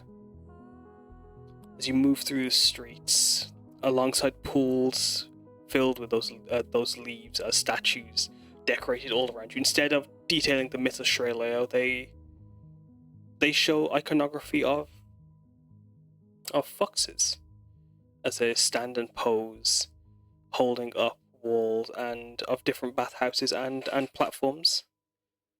As you move through the streets of Funaha, as the furnace, the pagoda looms in the distance amongst the mist, as just sitting with their legs dangling in the pool, wrapped in a very simple sheet of fabrics, you see Obasan, Hibana. As that's where we're going to take our first break. So we can't go to the Ryoto and Hiroma. You cannot go to Hiroma. Ryota. Boo. You fuckers. You stinky You? fuckers. Me? Yeah, you stinky bastards. Look what you've done. I I'm had that. sorry. Oh my god. Yeah, you stinky bastards. Look, That you're was so making good. Frankie sad. Me? I can't believe you did that Excuse out me, loud. Mr. DM man guy. Fuck you. Fuck you. George, Fuck I think you. I think we're talking about you. George. Also, Frankie, who the fuck is bullying Umeko? I want to have a goddamn word with hammers. My family. I'll punch them Hey. all. I don't care who the fuck they is. It was just Ooh, her. It was just her grandparents that were nice. Listen, good. May, I like them. at least right now, May ain't slime, but she'll find a way to put shit in their walls. Hell yeah. Maybe Fuck comments. yeah. They've got, I'm too busy marrying May. Hello, my wife. Dude, my wife? Hello? My wife. Hello. Hello. May's hot. She is. She's very gorgeous. She slay, she serve. Brick and mortar, more like Reino and May, you know what I'm saying? Sorry, I'm being silly. What? Like, if she's the It's a concrete, she's the baby. No, I'm saying like if rain is the brick, she gets in between the bricks. They can just like they can become a wall. So is she concrete? Basically, like if she can get it, she can get. If there's an inch of give, she's there. Oh my god, I'm gonna go get my water. I'm just saying, if like you like, You got me. if You fuckers got me crying like a bitch. Save, you fuck. Ugh. I could be hydrated with all your tears, everyone's tears. I think. Honestly. Honest to God. This week. Do we need the orb? I'll get the orb. Please, don't get me off. I'm gonna be in a serious mood for the rest of the session. Point gun at camera. No, please. I'm gonna need you to hold the orb for a moment, only because I'm gonna break the. I've got a hammer to every single one of their knees. I can't let you taint. Excuse me. What You already, knees? you already broke my knees. You can't break them again. Yeah, What knees do I have? Well, I say you're safe. Liar. Yeah, But just that- how these were supposed to be silly, goofy sessions. Yeah, What yeah. the I don't want to fucking hear False it. sense of security. I don't want to fucking hear it. I can't believe G, how kill him. remember G, this G, one. kill him. Kill him G, for me. kill him. G, kill him. G. When you finish your run of Xander Zone Zero, kill him. Please kill him. Okay, I think I'm about to die. Jokes on you guys. I've hit her with the D-kill Kazanator. She can't kill Oh me. no. Oh I'm no. reactivating the innator. No. I got my other one to put my D. My enabler. Innator. I'll kill him after the pizza arrives. I Alright. can't believe What this. kind of pizza you getting? She's getting Hawaiian. Oh. Oh, you guys don't know. Don't No. you dare disrespect my wife like that. Hawaiian's I'm okay. not disrespecting your wife. I'm disrespecting Hawaiian pizza. Hawaiian pizza's okay though. It's so good. No. I had a craving. The sweetness, the The tanginess. sourness. I meant Exactly. the saltiness. Maybe I don't get it. Oh my god, it's my cousin. Maybe I don't get it. I just think pineapple and pizza is a bit weird. I don't like the texture. I can I'm understand. a like, not liking texture. the I'm a texture girly. I don't like the texture. Like Ah, texture, that's like It's just like it's just like if you don't like it, that's fine. It's just it does belong on pizza though, you know. It's just everything belongs on pizza. I'm sure it does, but like I have texture problems, so like yeah, That's that's why fine. that's why I don't eat Hawaiian. That's fine. yeah, nah. It's I also was craving like. I call it like Indian pizza is what I call it. There's like a specific to it. ID. They're saying hello. Hi. I'm here. Kill him. Yeah, let me- Kill him. Yeah, Kill him. I can do this. Get his ass. Oh my god, those Frankie's telling me beans. to kill you. You can kill him after he breaks me in half, okay? Oh, but that's the next one. What's that? Yeah, I that's should the next kill one. What? No. No, poo in. Pop this on. Strangle him. Strangle him. Kill him. Be told to be strangled. Pop it on. Let me find my. I think you don't know how they work. That's not how they work.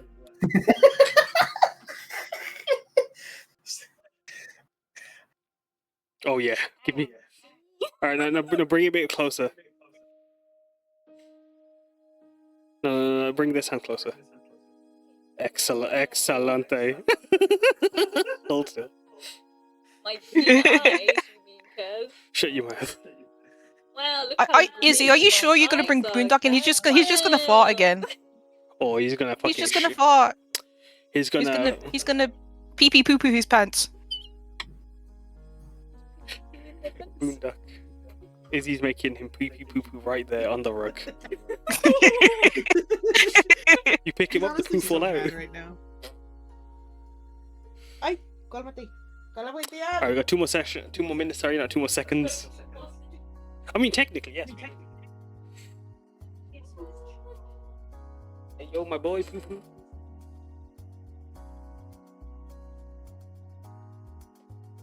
Oh, It's him. it's not on. Jesus has arrived. Oh my god, he's so bright. He's very The rare. sun, the palm of your hand. You can hit him with one of these.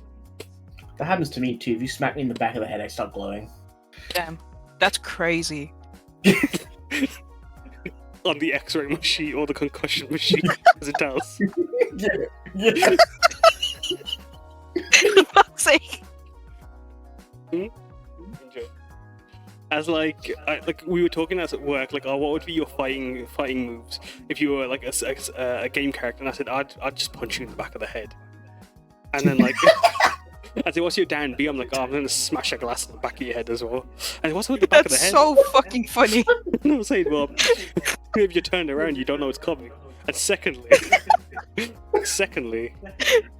it's how you, like, then my friends are like, oh, but you fight dirty. I'm like, yeah, that's how you win. Wait, where's G? Bring her back. I have something to show her. She went piss, girl. Oh my god, go piss. You've been Piss told girl. to piss. You've been told to piss. Damn. Release the piss. Wildest command use. No. Piss. PP. Aurora It's should do that to all- Argos again next time. It's Just, all just one make him word. piss. People would do terrible things with the command spell if they didn't have specific keywords. No, exactly. Yeah, wouldn't that be a shame? If there wasn't for the drama, I'd make every villain pee themselves. The power would piss. I mean, not like just they piss themselves mid monologue. Power word piss. One wizard, one dyslexic wizard, was just writing that back. Oh shit, 9th level. Oh my god. It's me. The whiz wizard. The whiz wizard. Oh, that's me. That is me when I blast that piss. Magic missile. You know. I'm so sorry. My next one-shot character. Oh my god. Oh, No, Jojo, please. I'll get Jojo can hear me. I figure she is in the next room. Alright, I'm checking if everyone is here. Umeko, Oi. Aurora, Oi. Auron. I am here, but I also desperately need to go to the bathroom. Alright, you go, Pisco. Go piss, girl. I guess I'll go with him. Girl. Alright, join him, Spectre. Make sure it's safe. Have a safe piss. Have a It's safe dangerous in there. You might die on you like a normal person. Don't It's the drown. fucking back rooms in that toilet, bro. You just said to hang on a fucking minute. I don't remember my bathrooms being this big. Just fucking liminal space. Actually, you know what? I think the toilet the toilet isn't a liminal space because you can't. Like, it has a purpose. It knows its place. Ignore me, please. Well, like the area in between the toilet and the shower and the sink. That area is liminal. It's a How trend. many hours have you slept, Kaz? 6. That's not bad, actually. It's fine. Yeah, it could be worse. It could be worse.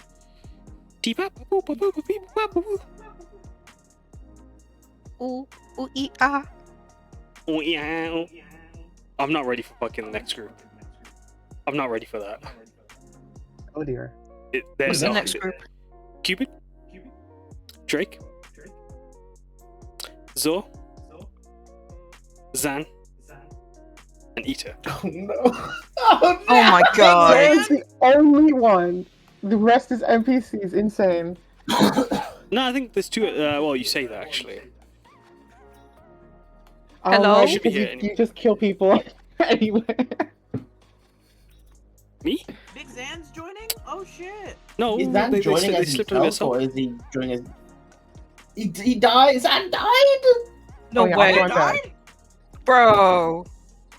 Taj was out of doctors. Oh And god. nurses. We're so No, I fucking just cooked. You killed the what? Real. Every single doctor in Tajima. Oh, spaghetti. Oh, that means super dead. He better not be joining us himself. I'll kill him. Bean is playing Bean. Damn. Hell yeah. He's just playing the guy himself. It's like, why I did you think- get in this fantasy world? I think it's so funny when I was working on Zan's tarot, like how gentle and nice he described Zan, Yeah. and then out of context, Zan is just a fucking menace to sometimes, and it's hilarious. Him just beating up a fish behind his back as he's telling darkness, no, it's fine. This, I'm sending him back. That's Don't worry." probably the craziest thing I've read in That a was session the I've not been in. funniest. Like, what the fuck? Alright. Moo, Nah. you back? Big Hibana, Oi! I'm Big here. May. Yellow. Are you ready to start the Good session? luck, team. Don't die again. Then I Let's wouldn't- do this. then I wouldn't be able to get it. I hope you got tissues, Spectre. Yeah, you I Your- got them your tissue right roll. here. As you look at one of the furnaces, it's nothing.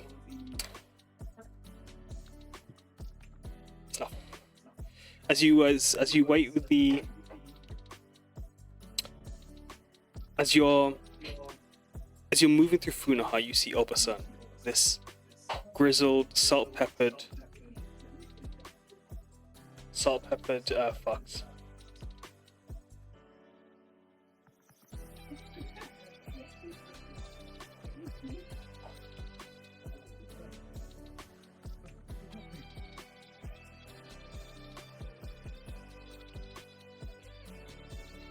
Sorry. As you guys are moving through Funaha, as you see Oba-san, Hibana, his salt-peppered fur, covered in a misty miasma, as he just paddles and kicks at the water, as he just watches the mist and the floating flowers. What do you guys wish? What do you do?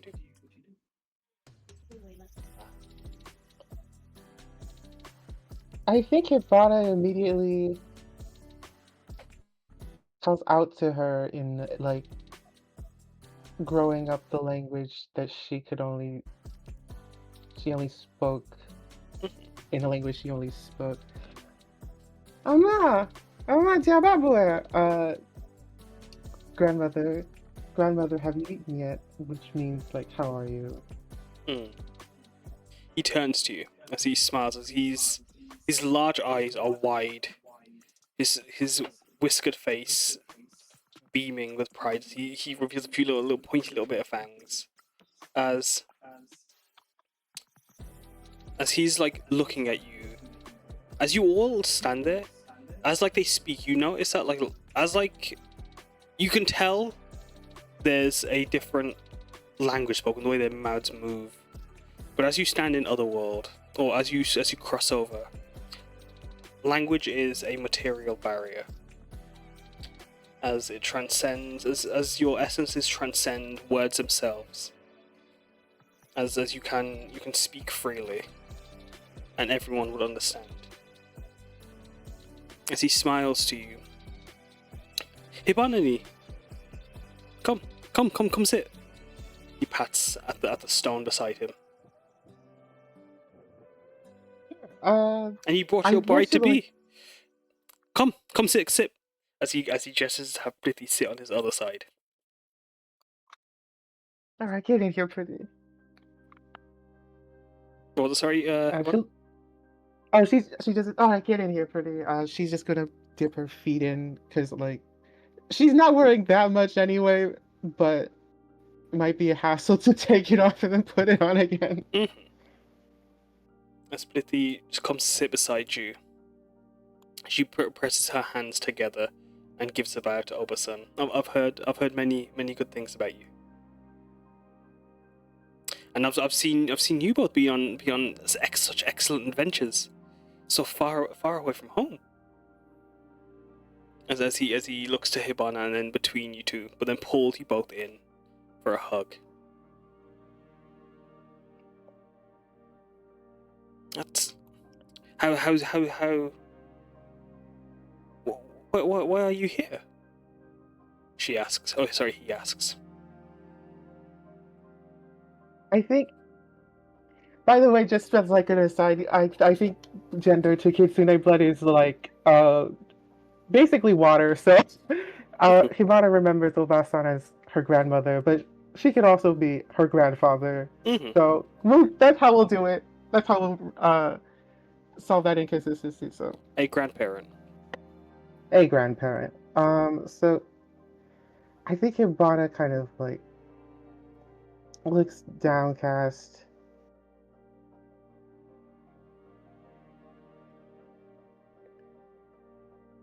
Well, Oh, yeah, it was grandma. Sorry, that's me.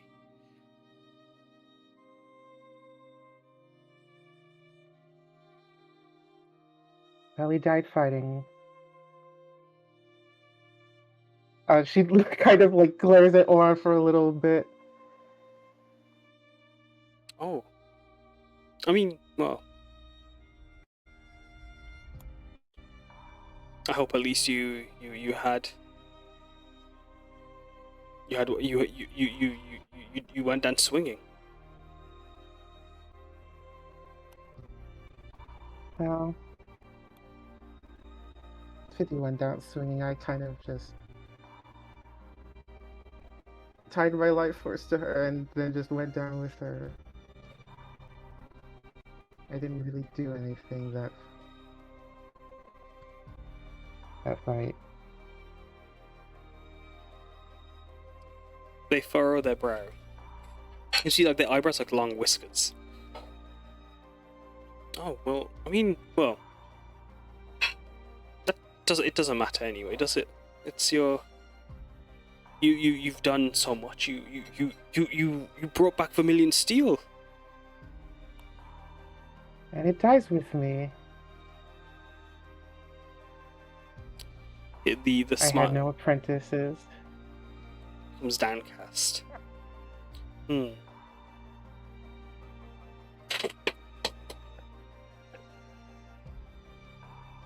Still, what was it? Oh. As sorry about that. As you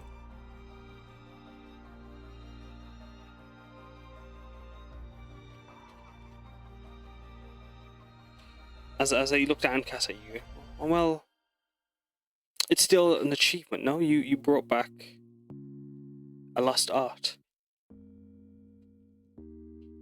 Even if it was just for one lifetime. They go to, as they hold on to Prithvi and they hold on to your face, and like even if you haven't shared it with a student, you've shared it with others, no? Have people seen your blades? Yeah, I made two for the other was for Mercurii, and he gifted them to Takeo and Haruki. I did work with Tiger, so maybe he can bring it back in my stead. He nods. As like, I mean, well, there you go. You someone has some. You shared some of the knowledge, maybe, and like, were those two, this Takeo fellow, this Haruki, were they happy with their blades? I think they were happy. I was there. I haven't seen them use it that much, but yeah, I think they're happy.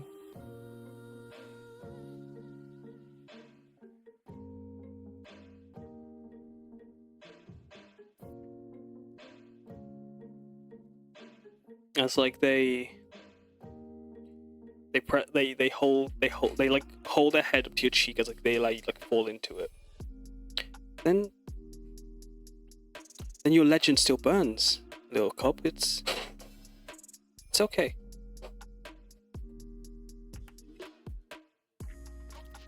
I finally was able to make one of the recipes you taught me.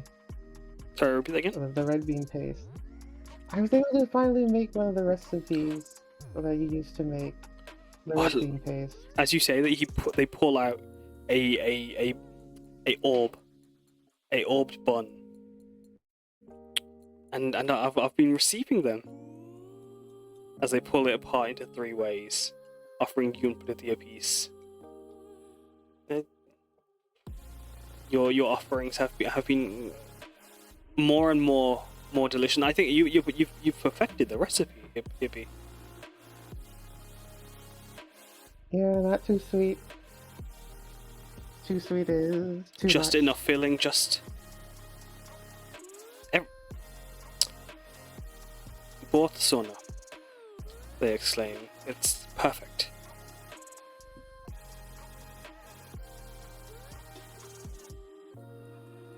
I think she's trying really hard not to cry in front of her grandparent. As Prithvi isn't doing the same, actually. You can see her eyes are welling as she watches you over her shoulder. And just you can see like this like look of like watching you trying to hold it together is keeping her from holding it. Like if one holds, the other lets go. As she watches.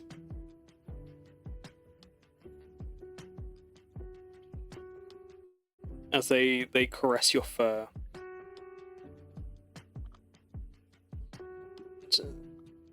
A legend's a legend. No, it doesn't matter if that story can't be. If the details of that story are a bit hazy, you'll still be important to those that knew you. And even if, well, if you can't share that knowledge, at least, well, you'll get the chance to meet all the legends that could do it themselves, that passed down their craft, and like you struggled with that must have been that anguish of not being able to pass their arts. I've spoken to a few of them. They were heartbroken, and when I told them about you and like your goal, oh, they were like a bonfire. I'm sure they'll be very excited to hear how you brought it back without even like needing any guide, with Gita between you as a gesture like space.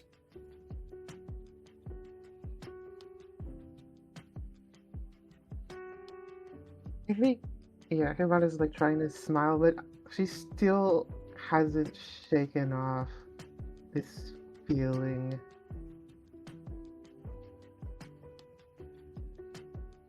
Of just you see that the stars in her eyes that she received at one point while she was in Tajima, the stars are gone,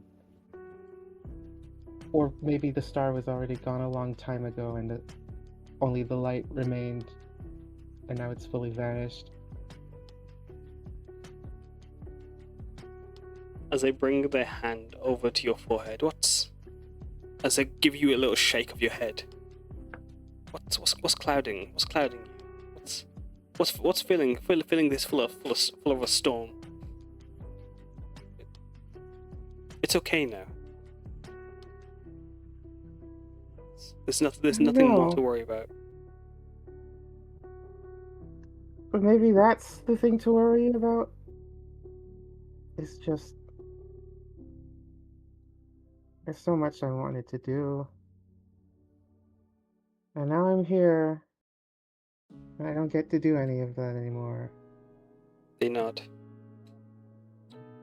Well, just because you couldn't do it in life, how do you know you can't do it in Otherworld? You get to see all these people that have been watching and rooting for you as you brought their craft back. You get to, as he turns to Blithy, pulling her in, you get to share the next step, walking together with your love. And so maybe you've not had the chance to pass down and do everything you wanted. Maybe you didn't get to go and break the world record for the long jump across the Furnace Pagoda. Maybe you didn't get to do the biggest cannonball in Funaha history. But that's okay, because there's still so much for you to do in Otherworld, and still once we cross over, you can do everything more that you need to do or care to do as you cope and accept. And and release those clouds, because once you're here, there's nothing left to hurt you. No one left to push you away. No one left to.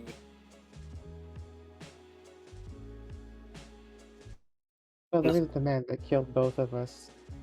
He looks again to Auron, but They look to Auron. Ah, is that the fella? yeah. Give me a second. They got to stand up as they walk over to Auron. Hey, you! As they point to Auron.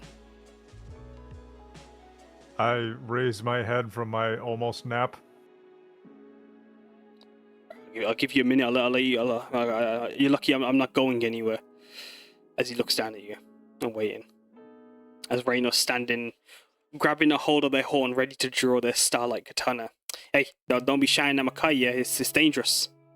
He's the brick. I mean, he's the wall, and I'm the brick. Okay, we're a powerful duo, and no one messes with anyone that we have to protect. Okay, so you better not be messing with him, because I'm protecting him while he sleeps. Reyno says as Obasan looks down at the Kamainu. As he scowls. Well, tell your Kai that he's hurt my Kai's feelings. He's broken her heart and taken away all these hopes and dreams. And what can he say? What there's nothing he could do about it now. It's too late. But what has he got to say for himself to help her move on? Because I'm not going to allow my Hibana to have to wallow in this pity, in this anguish for any second longer. I can't see her this way. She has a wedding. She has a spirit wedding to do. Okay, she's already gonna have so much stress managing that. I'm sorry. I was not in control of my actions. Well, Well, not entirely. Well, what do you mean not in control of your actions? You got your feet, you got your legs, so you got remote control or something? I believe I heard about these things. So he turns to Hibana. A river of furious spirits was pouring through me, as it was for Aurora and for Umeko. He watches you. A river of spirits. And who's this Aurora and Umeko fella? Let me add them too. They kill you as well, Hibby? No, they did nothing wrong, I think. It's a perfect. No. They Oh yeah. Well, your friends are off the hook, but you gotta make it right by Hibana. She, again, I'm not letting her sit here and spoil the waters, make them cold with her sadness, because she needs to feel their warmth too. That is the goal. Go on then, she's sitting down. Go talk to her.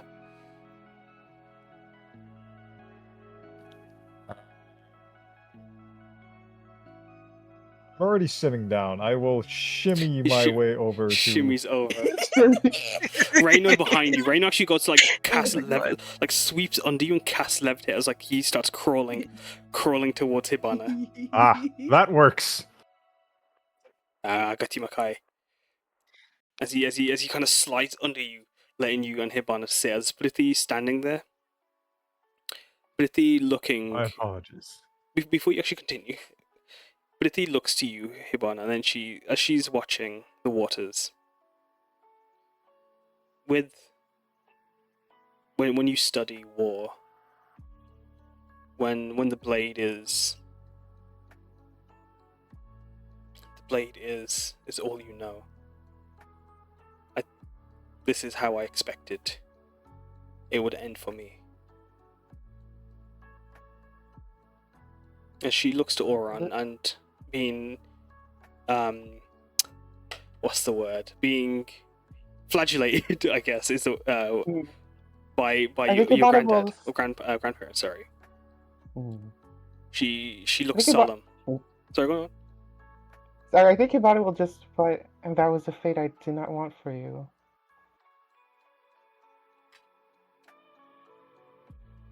But that wasn't for you to decide, and that's okay. It was not. You control every aspect of your creation. You get to. I know everything has to be perfect when you make it, but war is messy. War isn't. We can have the perfect curve in our strikes. We can have every movement, my flamethrower stance can be pristine. My pyre can blaze with divine perfection.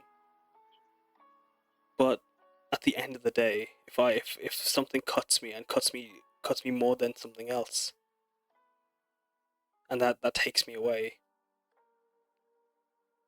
it's okay. And I knew that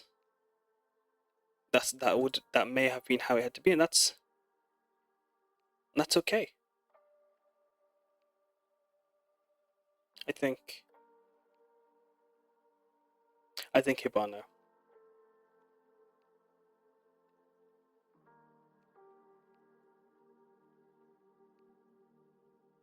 Did you know you would pull me down into Haruma with you?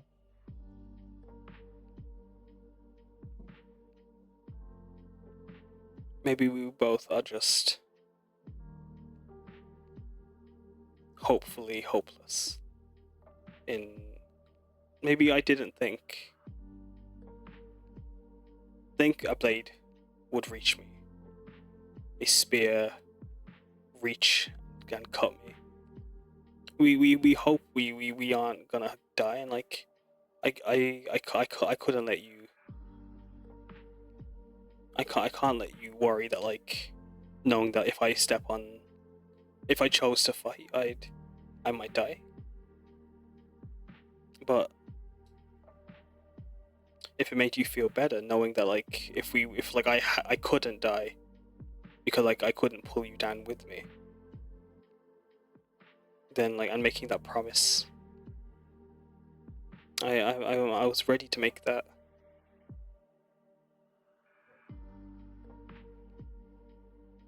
More than alright. You know I would follow you anywhere. I didn't even let you choose how, but, like, even then, like, when everything was happening, Zomamir was gone, Ikidasen gone, Auron, all the spirits took the Vermilion Pyre. If it meant at the cost of both of us, I knew, like, if we had to both go and everyone else would be okay, or the hope everyone would be okay, it would work out in the end, right? That's what they teach you when you become a soldier, that you're fighting for a cause, you're fighting for purpose. And, like, we were there to protect Tashima. Like, I trained and trained every guard in the first siege. Like, now is that our time to step up one more time. And, like, I'm sorry that I took the choice away from you to get your perfect death, that perfect time to where you were ready to go. But Tajman needed us, and if that meant dying to keep Auron down just for a moment, I got to do it with you. You're wrong about one thing. I did have a choice. I could have ran and broken the spell that tied us together, but I decided I could never leave you again. Even as Samosa tried to pull me away, I stood my ground. I stayed with you to the end. And I'll stay with you to beyond.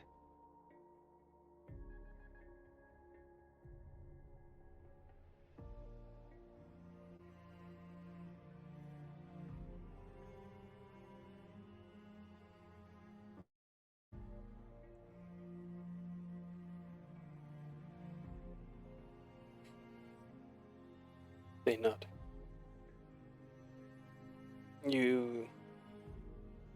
I've come to accept that, like, this is where it is, and like we'll be able to go and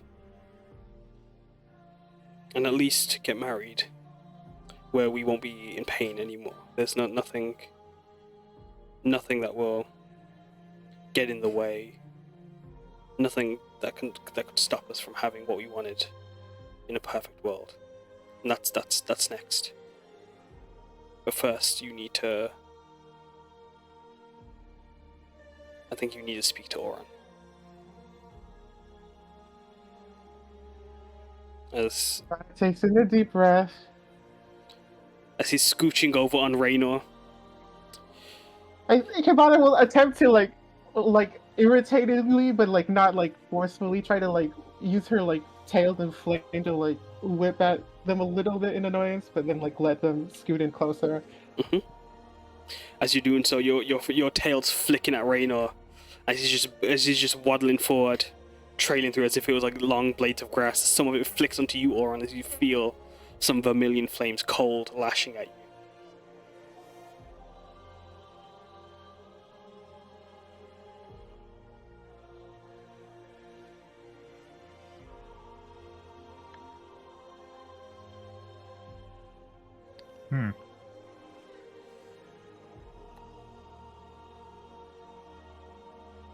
Sit down, Fist. I think she tries to put on the affect of what she's absorbed, which is the coldness. But she's not doing it that well.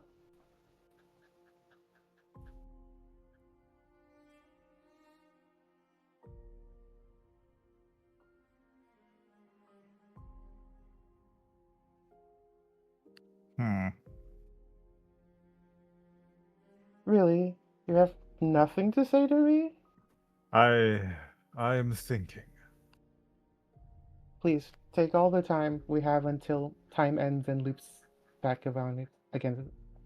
We have until time ends and loops back loops back again.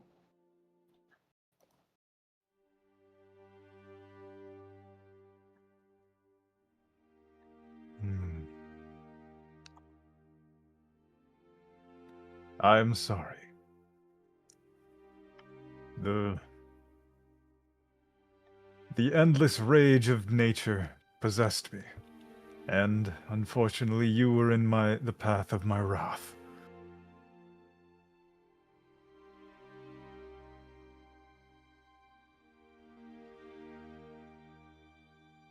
Yeah.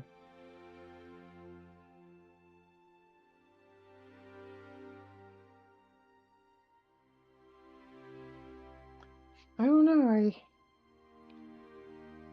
I just never thought I would die by your hand. We fought side by side together in the siege. And I think you I cut did down... not. And I think you cut down Zoromir, just... hearing his plea fall on deaf ears, it just broke something in me. Like there was nothing we could have done.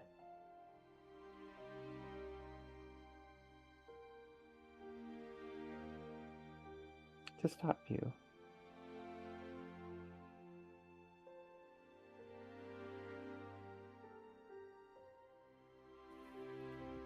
Few things that can abate the fury of nature.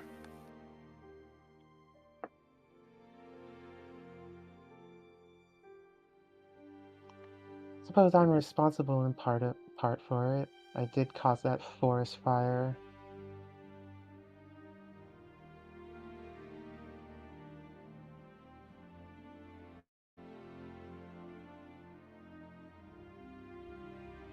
Do you know if those spirits still resent me? Sure. Do I feel those spirits anywhere? Not anymore. They had left when you appeased them before you joined the shaman in the waiting room. But yeah, they were amongst the spirits of those that had fallen in the fires.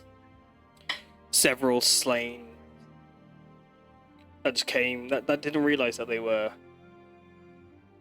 They essentially got in the way of Eido Shah's conquest. Is what it comes down to. As you would have had to. How did you, Auron, you help those spirits move on?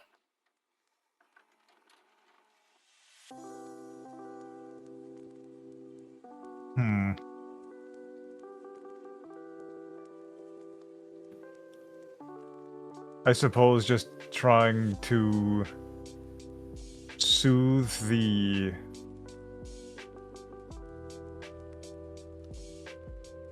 scars left by the earthquake. Yeah, like you would have been through countless verbal, physical, and spiritual trials, as you would try to just make it right and help the forest move on. And as you speak to Hibana, the burner of the first Minagura, as you second. both and the second. As what do you both come to some clarity? Does that pain ease on you, Hibana? Does Auron? Does your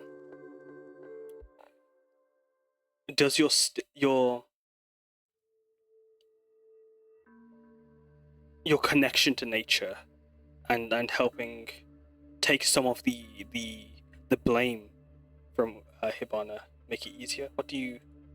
How do you come to terms with it with each other?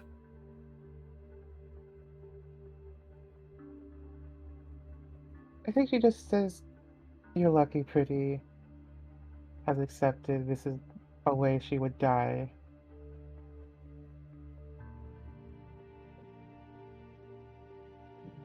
I don't think I'm ready to put these feelings towards you completely aside, but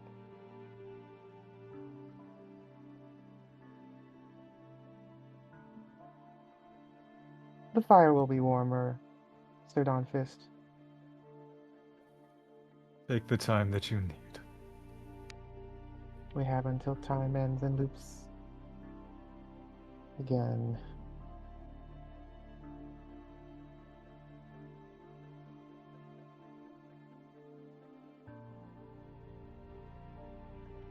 I think you see in her pupil, her pupils, the instead of being like a black color, are like the color of the vermilion flame, and they burn and go a little bit brighter.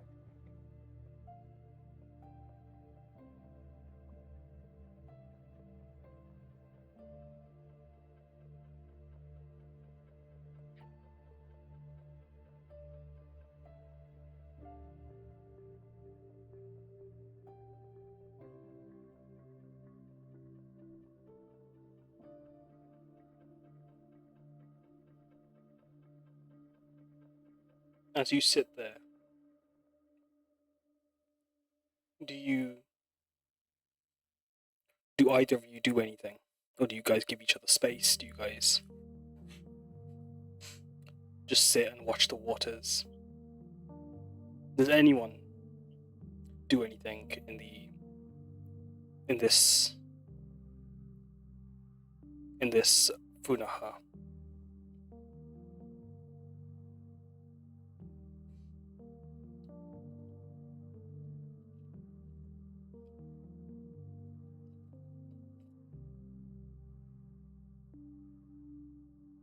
think Hibana will look to Churel that song or I'm not going.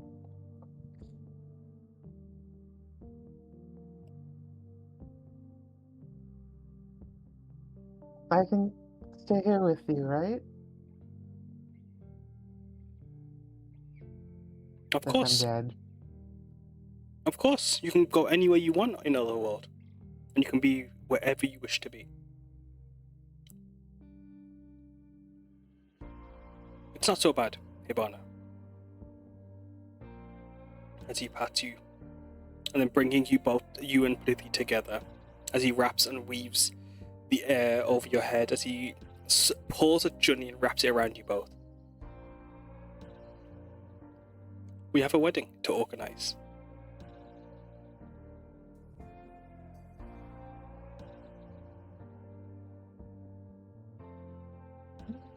Let's get planning.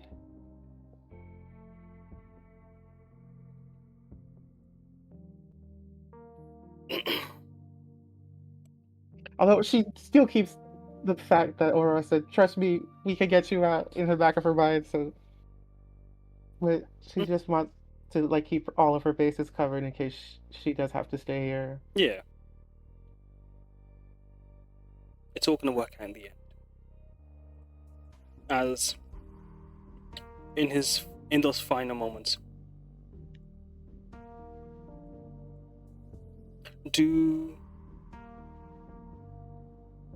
as Obasan gives you a nod and says, "Well, I'm going to enjoy the waters just a little bit more," as they go to sit down. As the rest of you saw Umeko's, Hibana's and Auron's, or Hibana's confrontation of Auron, does anyone step forward, do the shaman Aurora, Umeko, do you try to help ease and pull, make it just even, if any modicum better as you prepare to leave? This may do anything.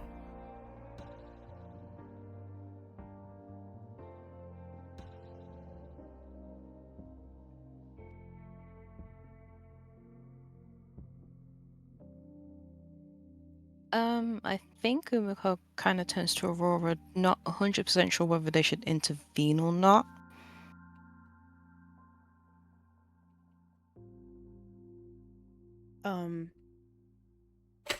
Aurora, I think, would just shake her head because right now the resentment is only toward Auron, and I don't think it's their place to step in.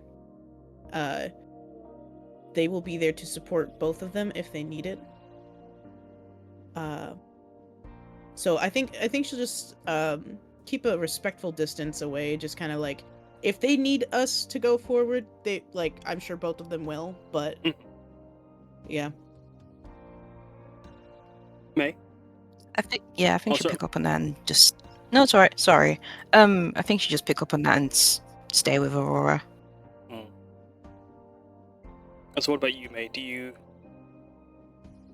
do anything?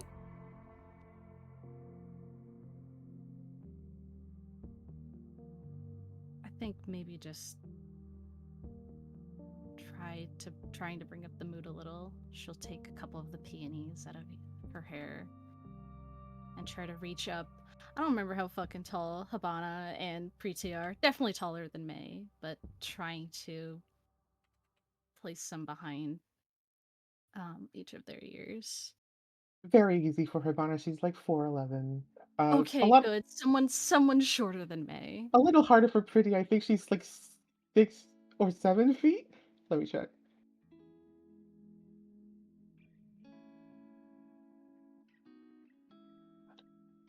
Okay.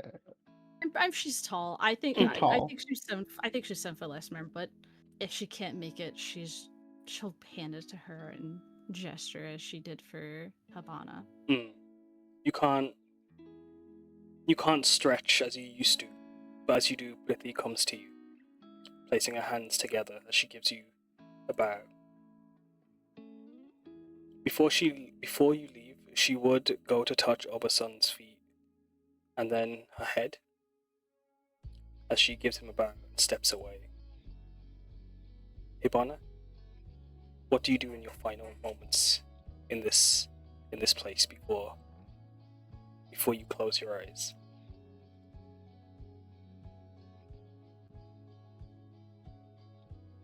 I think as before Hibana closes her eyes and the darkness takes her, I think she will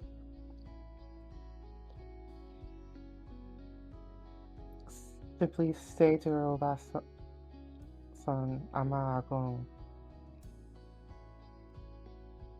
see you again.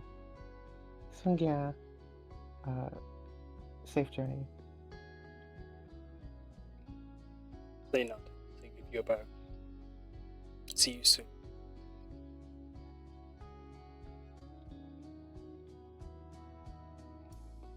And as you blink, the world changes. As it takes you all to... Give me a moment, as I'm going to change the music.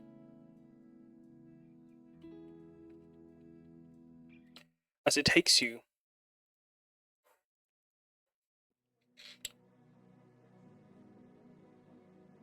to a valley just atop,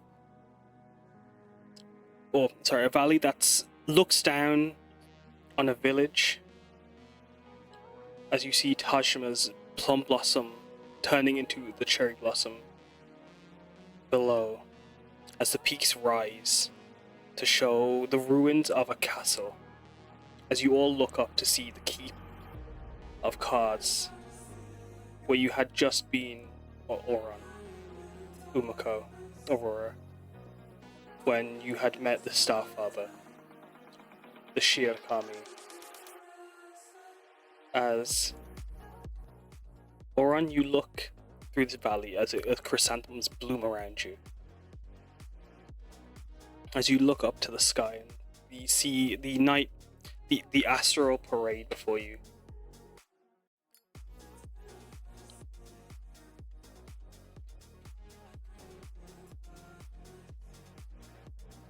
As you see the astral parade before you, you see this powerful, tall, armored lion standing at the middle of the valley as they look over the edge, down at Tajma. Their armor covered in lichen and moss, made of ironwood, as you see the frosted, glassy visage of forged magic all around them. As you see Kairos standing there.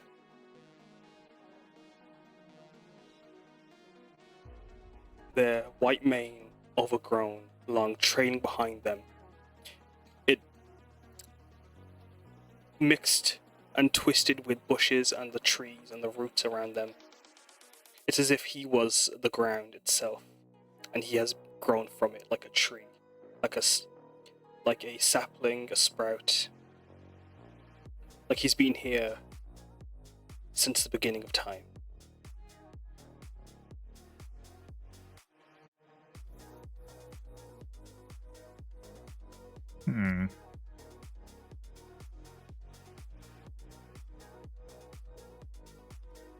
Can I walk up to him? You can. As you Wait, so if I understand correctly, we're still in the Hiroma, right? Yeah. Yeah. Yeah, this is all one. This is beyond the door on the boat. But it takes you to places you couldn't imagine, to places that are real, to places that aren't. To ancestral homes, to lands of dreams.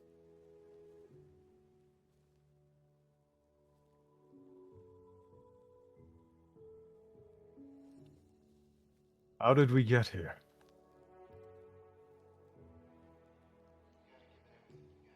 You tell me, Auron. Your boy brought me here.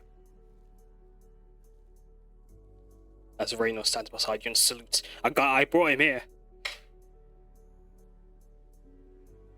I see.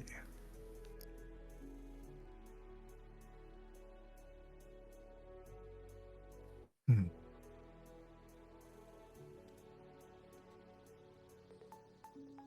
Wait, so this, just so I understand, this isn't Rakshasa? No, this is Kairos. This is him. Like, you don't sense that dream energy. You feel. Oh shit. Okay. This is them. Oh my god, this is Iron Reach. Holy shit. This is actually him. How are our people? I haven't been home in some time. Once again, Dawnfist. You tell me. Should I be disappointed? As they turn to look over their shoulder, you hear them creak. I still have like the keep of cards was like in like a card in my that I had in my hand, right? Yeah, you have the original keep.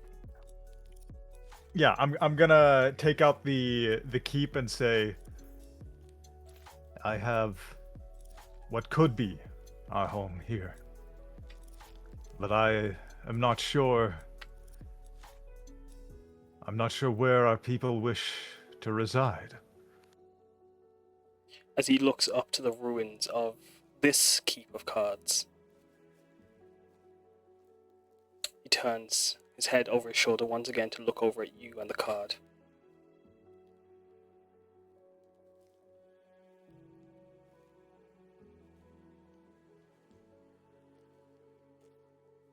Have you found a place that you wish to move them to?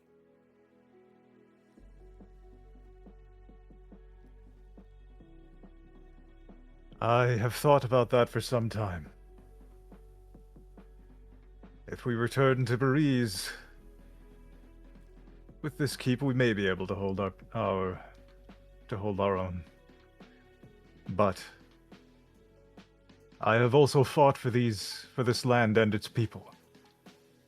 I have seen. I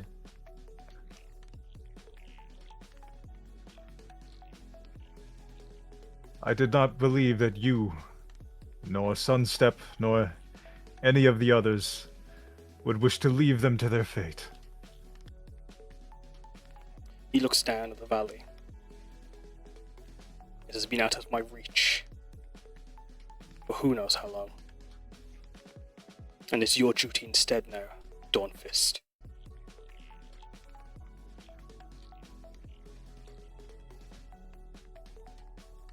What?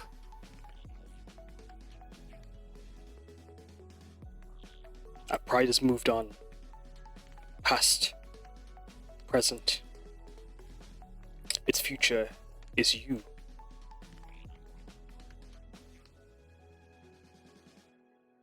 We have run across this continent. And those that remain are scattered to the wind. But you stand here with your hope that there's still some pride left. Why haven't you called for them?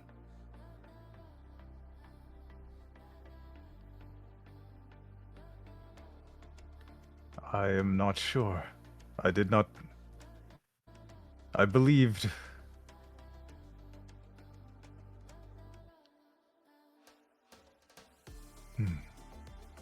I suppose I believed myself unworthy. He turns around, you see the roots break and twist. Ignoring the rest of you, he steps towards Auron, towering over you. Auron stands at 7 or 9 foot. Sorry, how tall's Auron? 7'1". He stands at 30. 7'1". As he looks down at you, you see the ground rip as the roots push you up. As he watches you rise to match his eye level. As he stares at you, his eyes burning like fire. You see his wisps, his aura, his spectral aura burning around him. You do not know? Has our hope, has our fallen star, is it just in the palms of a boy? Is that what you're telling me?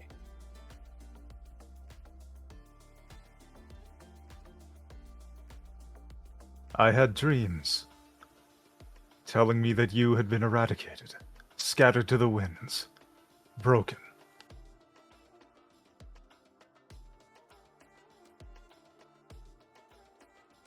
He goes to reach for your face and just grabs like under your chin as he pulls you to look up at him. All that is left of us are cubs. Cubs with just dreams and hopes, but no voice. Use your lungs, boy. They say in this world that you've been able to pull stars from the skies. Your roar alone shakes and quakes the earth. Where is this lion-like hero before me? Well, I see.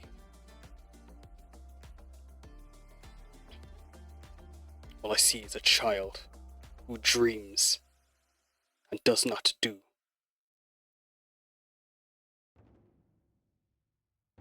Can I go punch him? You want to go up to him?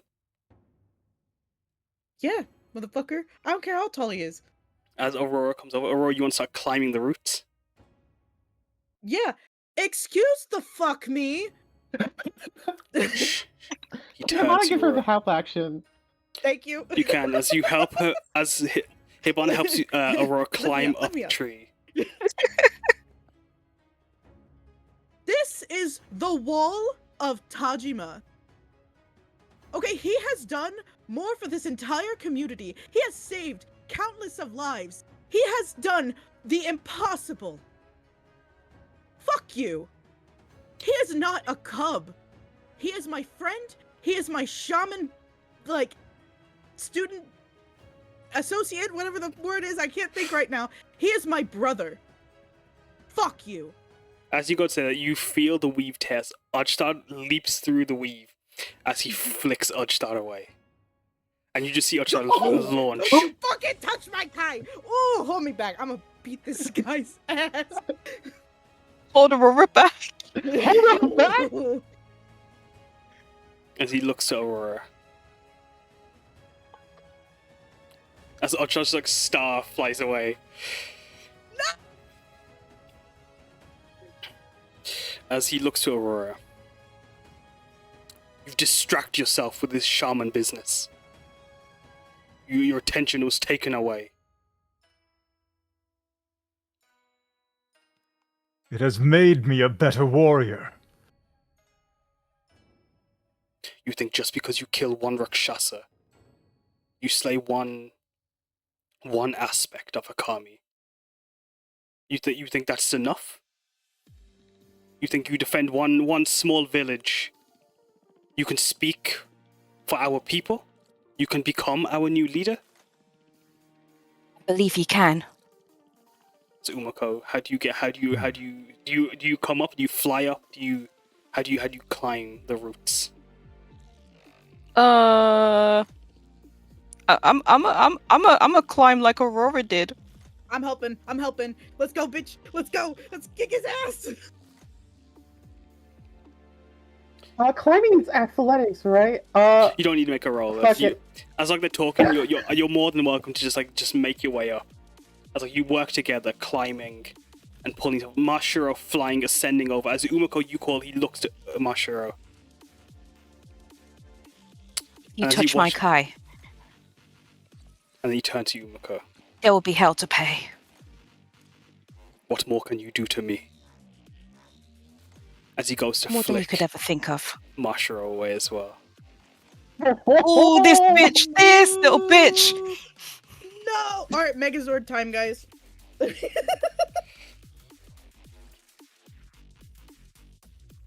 as he builds the roots even further up, as he begins to tower you all, pulling Auron with him. You've forsaken your pride. For this. All I have ever done was for my people.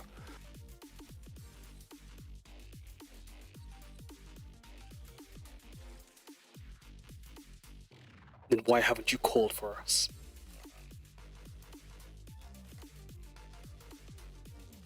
Oh shit.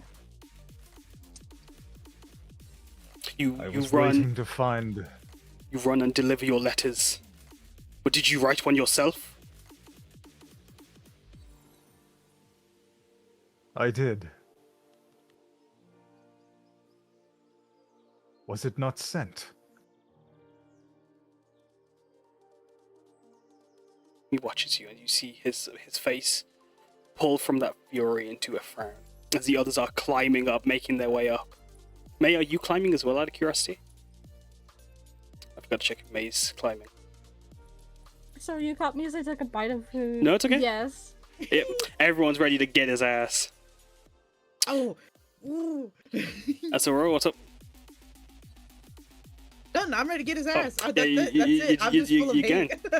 As he frowns and looks to Auron.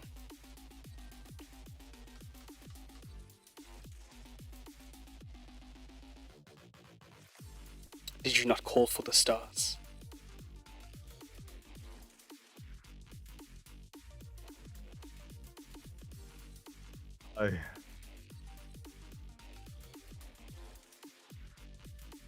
I was looking for a suitable place for the keep.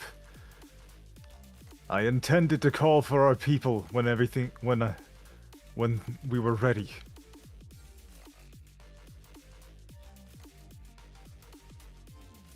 As he looks to you, his frown filling his place.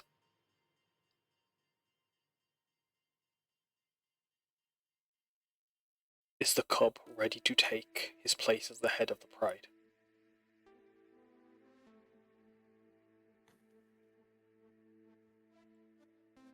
I am not sure.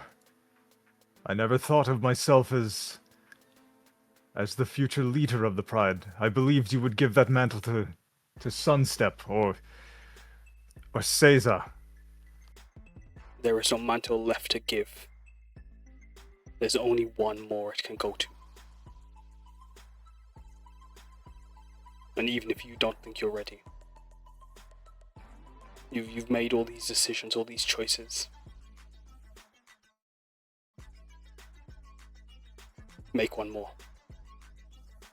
Choose your pride. Choose where you will call home. As he looks to the sky, and he unleashes this mighty lion's roar as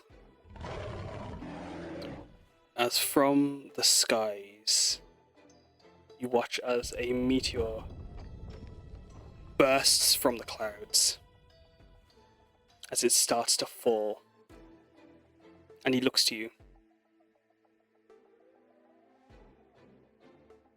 There is no more roots left. We are just one branch, broken and twisted by time. You must step up.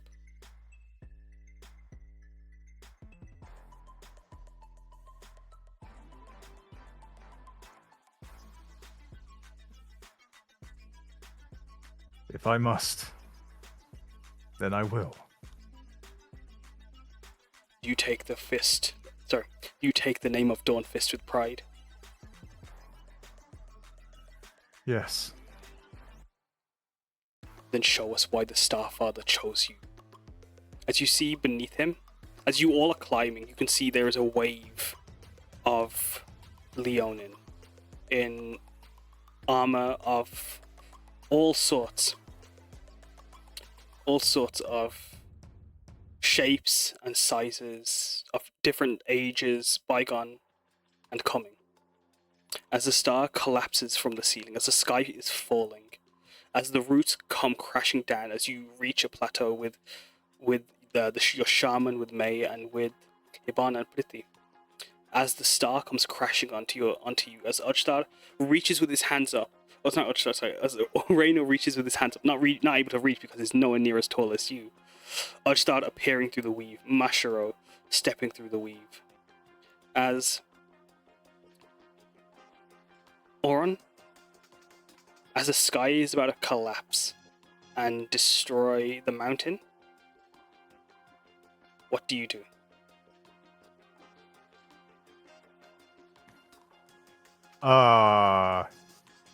Okay, so sky collapsing is bad. I guess throw my spear into it. Mhm.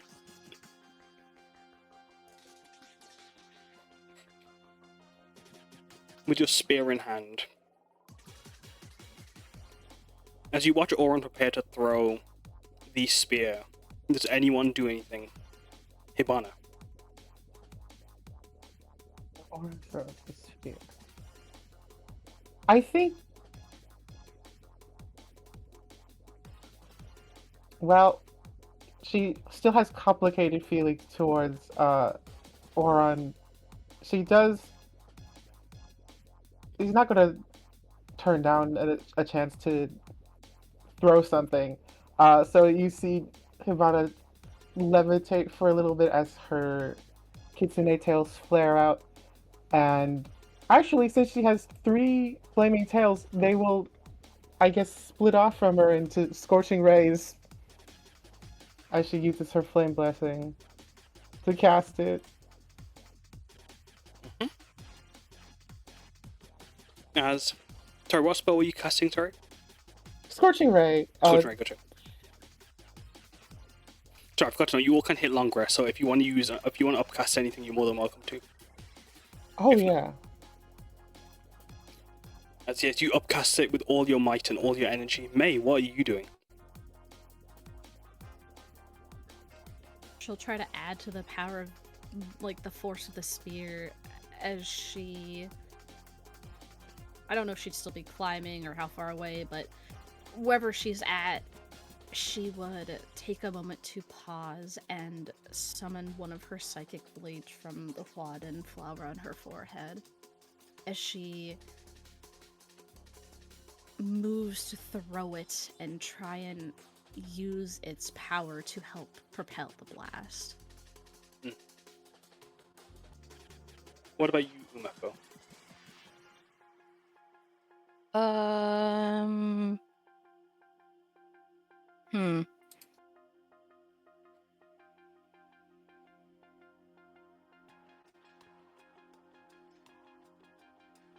think probably just seeing like Hibana cast a Scorching Ray and Auron and May throw their projectiles. I think she just adds to that, and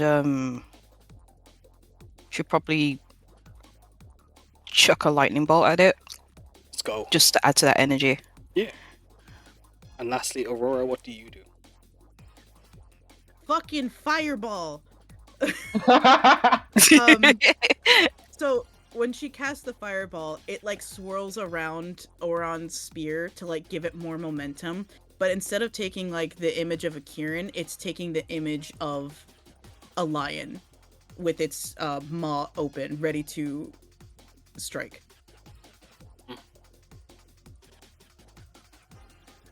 If I could add on to that, I think Umeko's lightning bolt just shimmers around the fireball to create like this kind of like exaggerated mane. Just yeah. As you... Ooh, the music. Mm. God, this timing's crazy, man. What the fuck?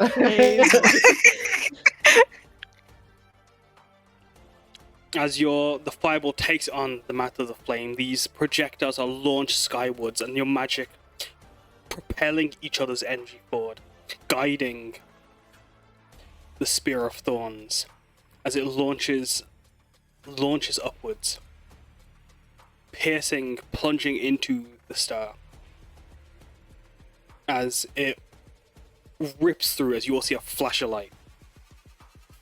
as you notice, Raynor is also Superman flying up with the spear, as together Oh, yes. ripping through it. It shatters into a million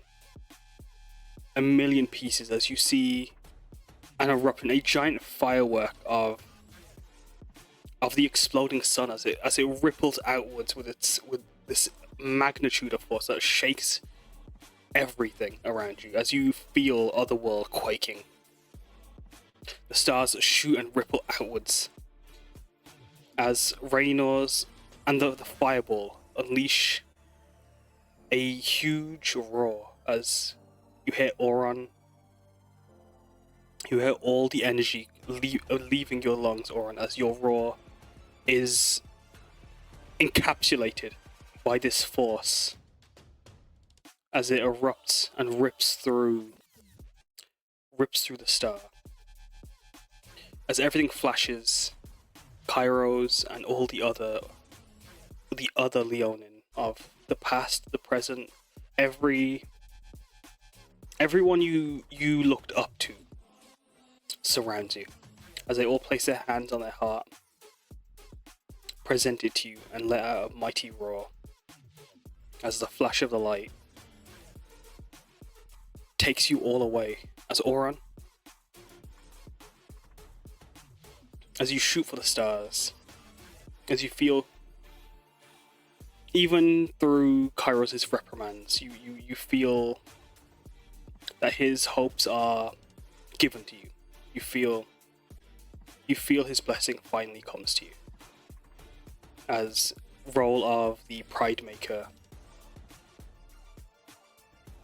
has now fallen onto you. As Auron, how do you feel before it all fades to black? Purposeful. Like I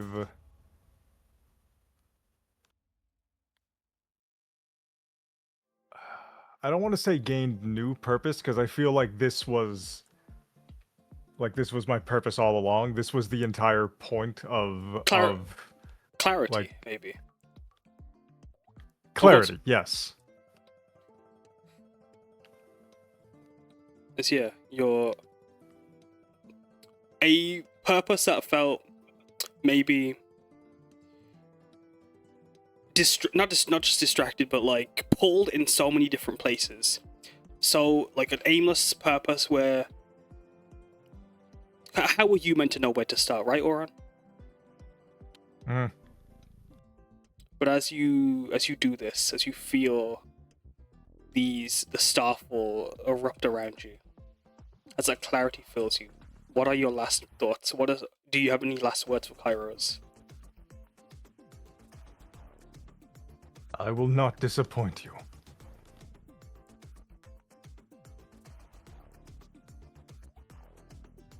You won't, Pride Maker. As the light flashes, and you're all taken away. As this isn't the music that was meant to be playing. As you're all moving, or Aurora, you feel the ground is trampled before you. As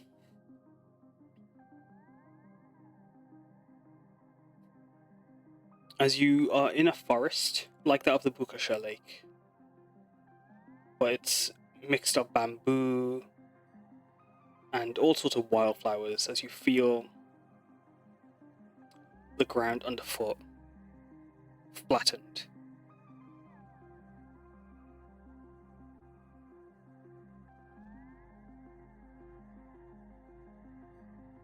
As you hear whispers of why.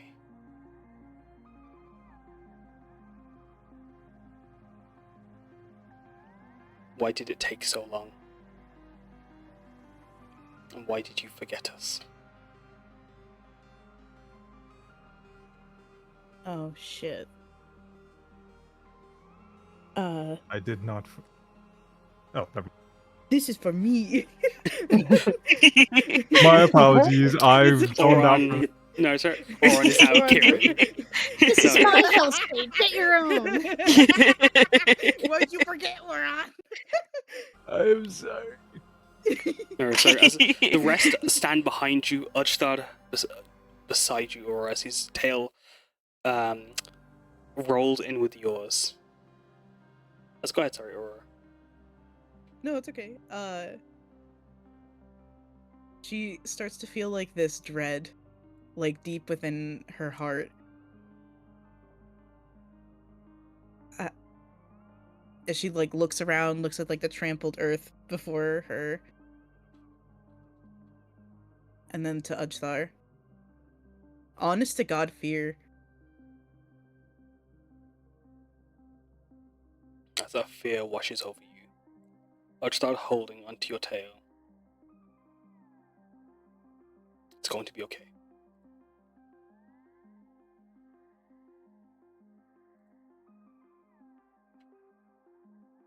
What do I do? What do I say? I don't know any of them.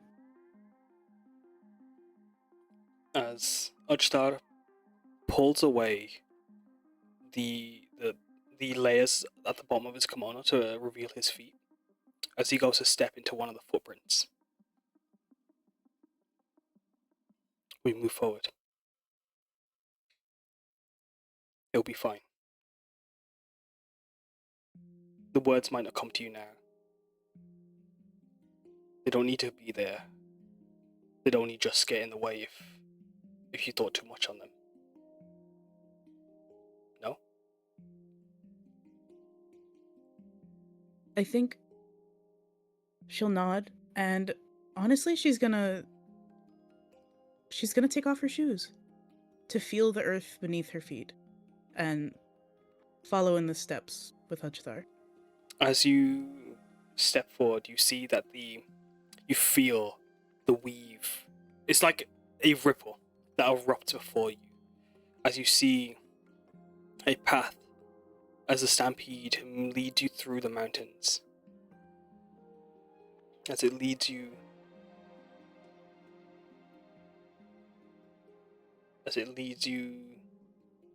to the roots of the mountain, up a dirt path that ascends.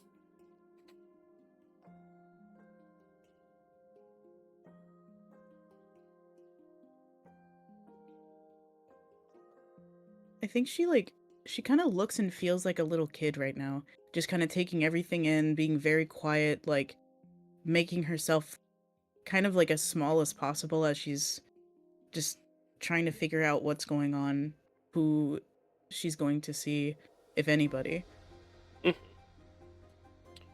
As Aurora's taking in the moment, how are you feeling, Hibana, as you watch Aurora?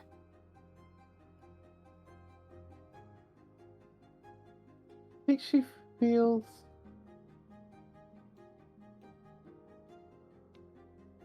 I think she's not sure how to feel, because it seems like Aurora doesn't know these people. Maybe they're like family or related or something. So she's just going to just watch and like see if Aurora needs like any help in the meantime. I don't think Kate's back. Oh, Kate is back. As Kate, how do you need to recap the scene, or do you have any thoughts as you watch Aurora? Do you have any ideas of how you support her or would support her? I think I don't know if May is feeling still comfortable enough yet, but it's definitely getting better to want to like give her a hug or like hold her hands, but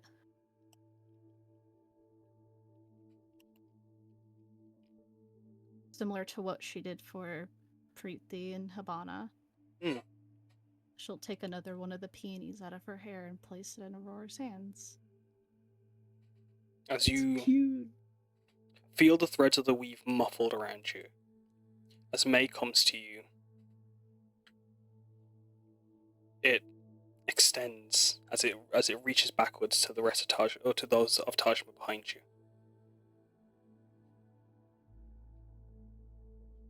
As you feel a peony in your hand. I think Aurora would put on a brave smile and a thank you and tuck it in. Actually, her antlers are like taller and different. I think she would tuck it like in her antler if she could. Mm-hmm. As Auron, you reunite with those of fallen family of your own. Do you support Aurora as she meets some of her own?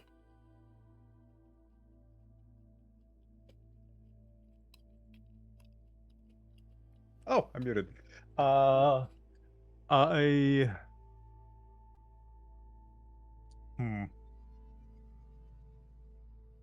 will put my hand on her shoulder. Mm. And lastly, Umeko, what about you? I think she would go next to Aurora. Give her a bit of distance if she needs it, but she holds out her hand in case she ever does want to grab it.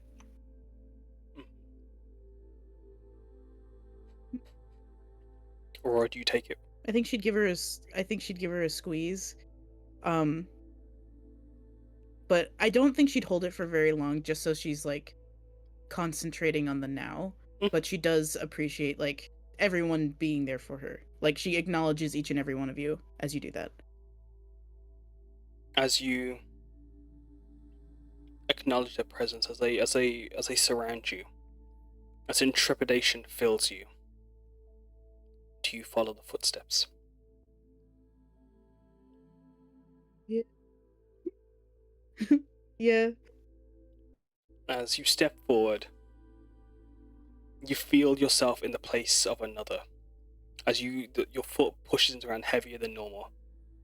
As you feel the shade of someone walking with you, through you.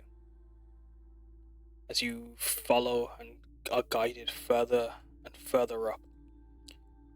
It doesn't feel like you've been hiking for hours, but as you look behind you, the forest that was there is gone.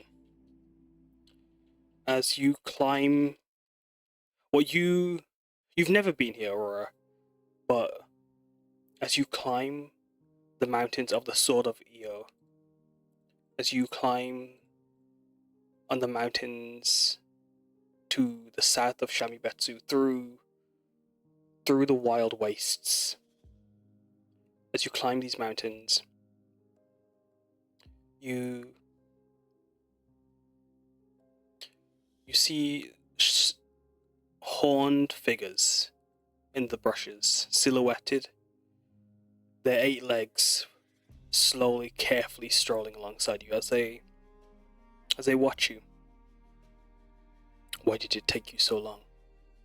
One asks.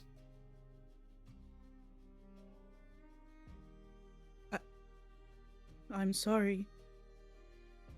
As Uchthar holds his hand to you, and he turns. Don't be sorry. It's my fault. As he turns. I should have changed everything. I should As have tried more. I should have done everything so much different. It's my fault. As he looks to you, as he kind of turns and like kind of comes around, as he steps out of the footprints, and he makes his own as he like smudges at the ground and pulls you into his footprints. As he turns to you and gets onto one knee. Or would you pick up the cot? Would you have placed it anywhere else in Kasakawa?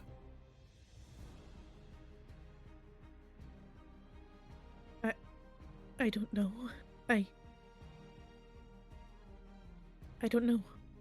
Would you have I don't taught? even know how I got to Kasukawa. Exactly. Your fate wasn't yours to choose.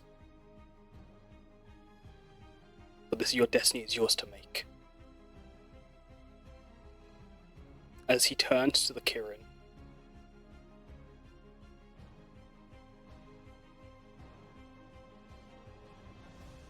it doesn't matter how long it took her. She's here now, and she's trying to be there for us now. Or for you now, sorry, he says.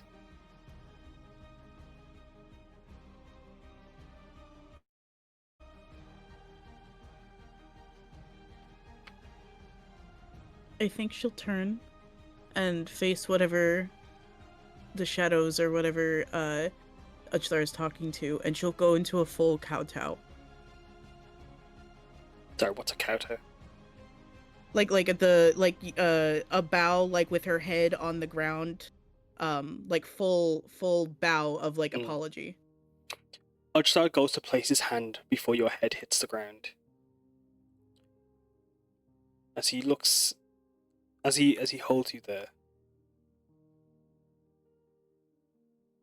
as he watches you, he thinks, and you feel his emotions running around. You can feel his anger, because he was that Kirin before.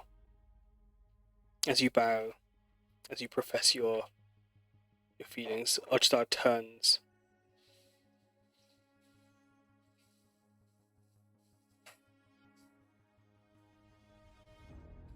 Burnt bridges can be rebuilt. Let her build it. As he gently slides his hand and let you touch the ground, you feel that thread of the weave connect. As you appear now before what looks like a village. Almost like Nahari, in how simple and out of the way it is, with its simple gabled roofs and gabled and straw roofs. As there's Kirin that are kind of peeking through doorways, as all of them a mix of blue shades. As Kirin born, watch some of them wrapped in fine iron jewelry. As there was a group dancing at the center in not anything like those they've taught you at Kasukawa, but Kidanataram, where their fingers are posed like the horns of the kitten. As you recall your dance in Nahari, it's like watching yourself through a lens. As you see this figure, just like you, dancing, playing. As they're dancing, you see with them is a small child, swirling happily, with a mix of gold and iron as they dance. They stop. As the adult looks to you, her face beautiful, her form perfect, as she stands there, still in her pose dance, but she holding it still. As she stands almost in a Dandavis like stance, with her horns out, her leg balanced perfectly, as she looks to you.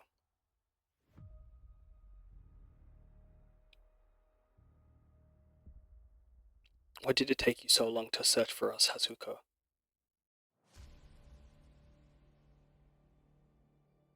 What? What?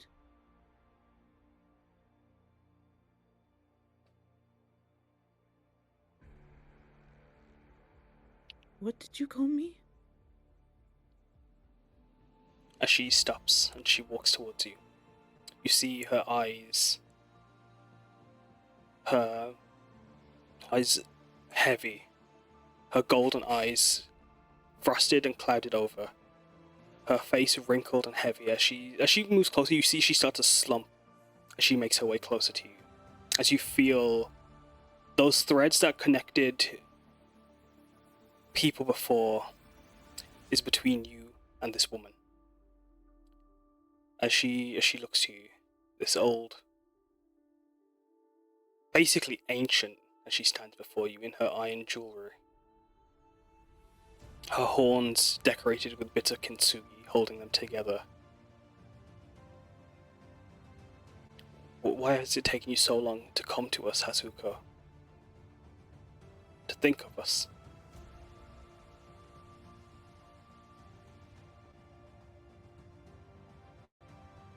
Is that my name? Hasuko?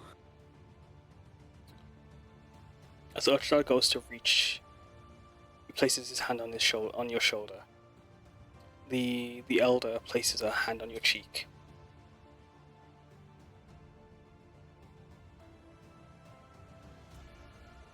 As you're...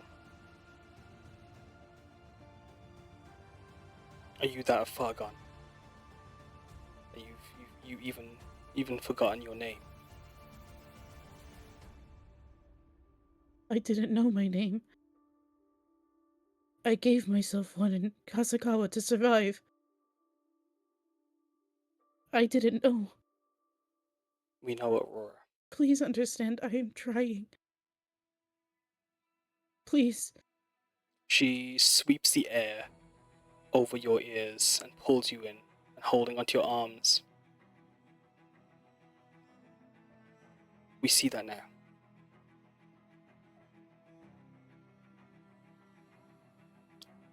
But there's still some more of us left that are waiting for you.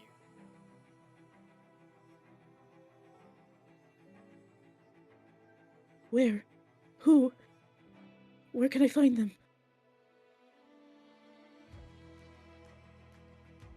As she looks outwards over the valley, well, I say over the valley, over the edge of the mountain that like swoops down beneath, you can see Tajima in the distance. As what feels like a step away, a simple tear of the weave, you'd be home. As you stand atop the swords of Io, as I'm going to teleport you to the map of Haida Io, as you can see how far you are.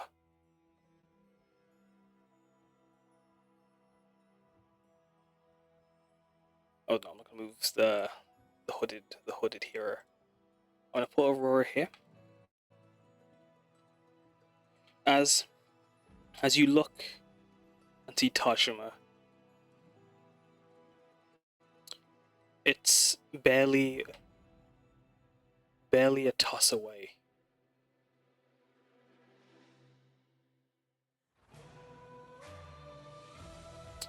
As she holds onto you,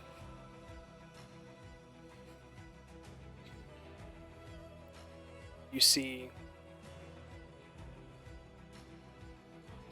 tears streaming down her eyes.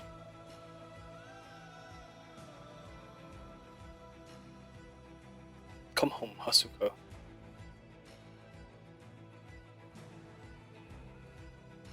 And she goes to try to pull you down to her level. And you stand taller than her. Yeah, she'll bend. You still have them in your eyes.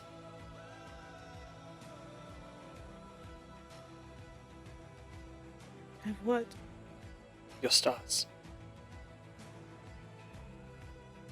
They haven't taken that from you.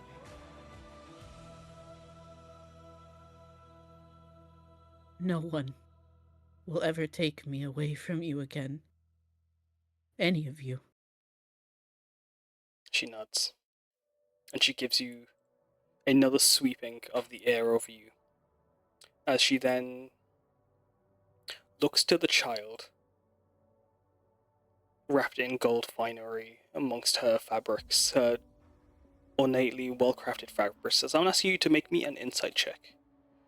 As you see this child, her royal blue skin, her sickle moon-shaped horns, adorned in jewelry, and you can see both of them have been cracked with little chips where Kintsugi has put them back together. It takes you a while to realize, as she dances with this old woman, this elder. You see that she's wearing fabrics in a style that you've dreamed of. An outfit you've thought of. So I'm gonna ask you, what does that outfit look like as you see her dressed? Oh,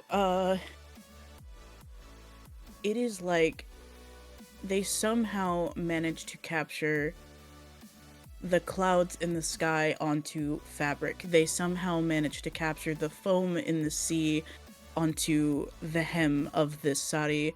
They somehow managed to capture the fire that blazes within each kirin onto each bead.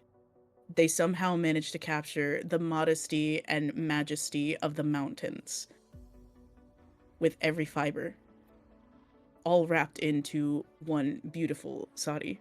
Mm. And as she dances and swirls in your dress, she comes spinning towards you. As you see the house closest to you, as another leaps through, climbing out of the window. As you see her stepping forth, as they come towards you, you see both of them have wings on their tails, little black raven wings. As they dance and step towards you, Ma, what's for dinner? As they start just dragging on your clothes, asking. These barely 6, 5, and already their Kiranatharam is perfect. Their steps elegant, serene. These are my kids? You see a silhouette from the house that they came through. He always treated cooking like as if it was a performance, as you can hear him stirring something away. As you asked him to prepare something. What did you ask him to prepare? What do you tell the children? What's for dinner? Fucking cinnamon cookies. That's dinner? That's dinner. That's dinner as cinnamon cookies.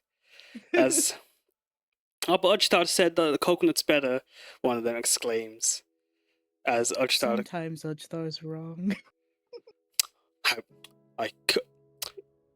Girls, tell your mother.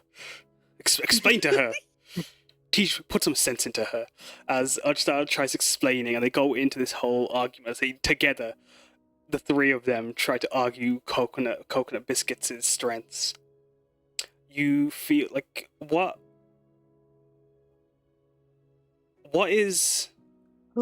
do you feel, Hibana? I think the warmth of, like, family definitely. Is Karna with the three of them? I feel Not like there. he should be there. He's He's in the not house, there. but he doesn't come out. Okay, he's in the house, but he doesn't come out. I think Hibana will take out her all-purpose tool, use an action to change it to cook's utensils. So it's like, do you guys need help with As you dinner? As you think on it, you feel that, like, as you watch this dream playing out before you,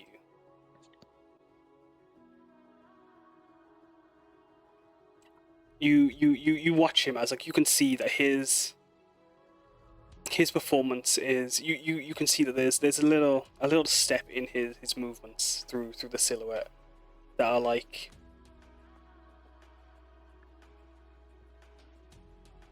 that of not a machine, sorry. As you watch him cook away, as you provide your help, you see him even just, like, inch just a bit with more caution and more skill and finesse. As he, like, turns, you see another silhouette as a horned boy is strapped to his chest.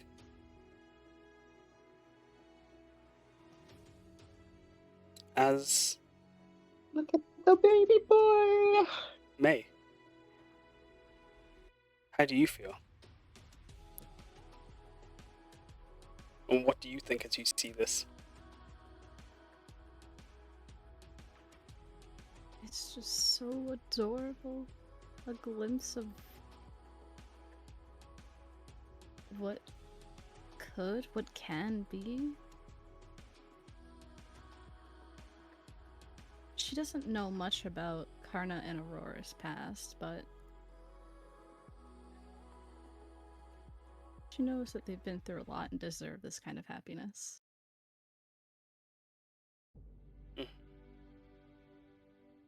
As Auron, as you feel as you feel Aurora's dream wrapped and enveloped around you, this hope for a future. How do you feel as you help present it to her?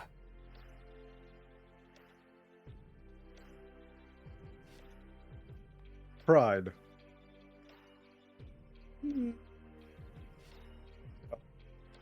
Breaking free of a past that tried to define her future. And what about you,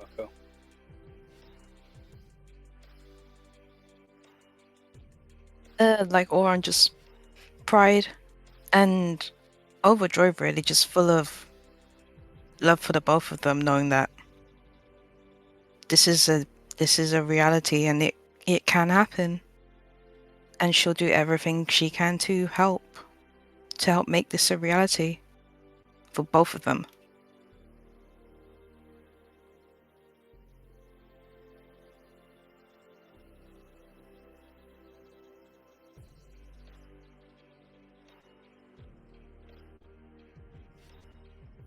And lastly, Aurora.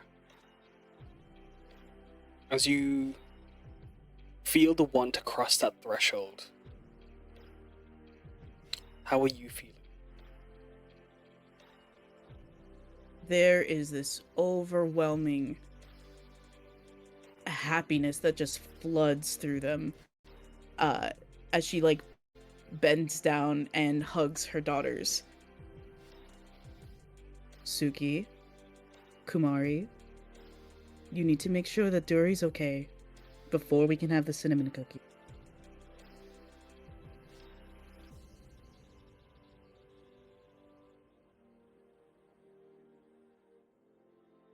As they just like exclaim in annoyance, as like they wanted that Dori can have it. They want coconut instead. As they start throwing a little tantrum as they follow you back to the house. As through the threshold. Wait. Before we go to the house, Go ahead. She'll stand up, and she'll present her daughters, pride overflowing.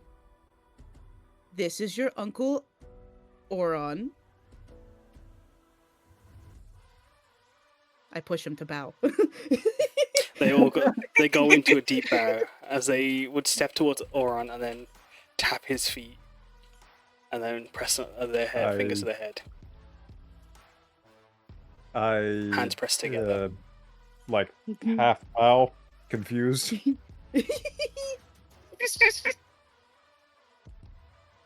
And then these are your aunts, Aunt May, Aunt Hibana. They follow. Aunt once Umeko. again. In turn, as in the order you present them. Feet, head. As they reach for a blessing. Hands pressed. Hello aunties, hello uncle. They exclaim. As you see Ujstad is full of just delight as he is also welling up with tears.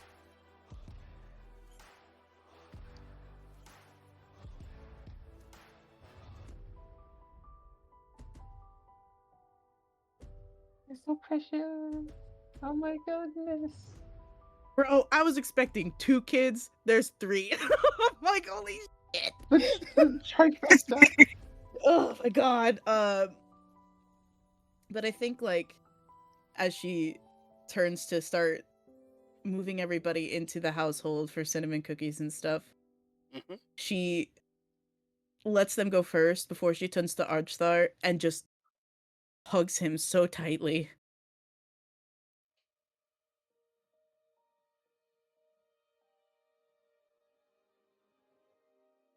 hugs you back, wrapping his tail in you. As he...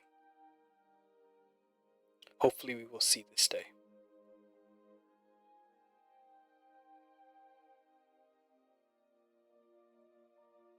I think we will.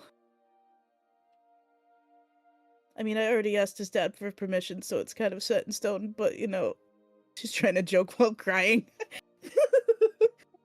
Congratulations, God.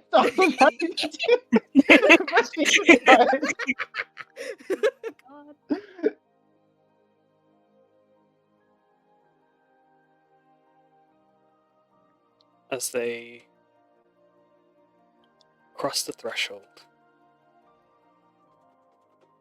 you blink and find yourselves in one last place. Let's give me a moment.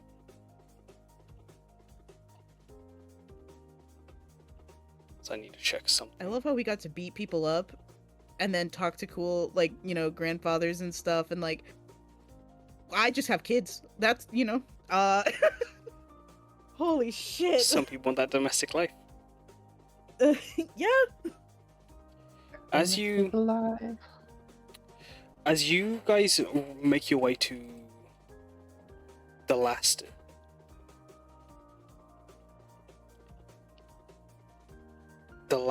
vision as you are of this trip, as you feel the boat is coming to its end, you're in a street of cobbled bricks where you see lampposts dangling with their lanterns hanging and providing light in this along this village, along this city street, as the houses are all shops are shut. The architecture is not unlike, almost like Hido, but with a mix, with more modern, with more developed architecture. It isn't the ruins of an ancient city and built upon foundations, but a city that has celebrated its history and gone with time. As May, you know this street. As at the end of the road is home. But before you can take that step, Brittany steps forward and she looks to Auron, Aurora, and Umeko as she taps all of you on the shoulders. Her hands pressed together, and she looks to Brittany, it's Hibana, who she would have wanted Hibana to be there beside her.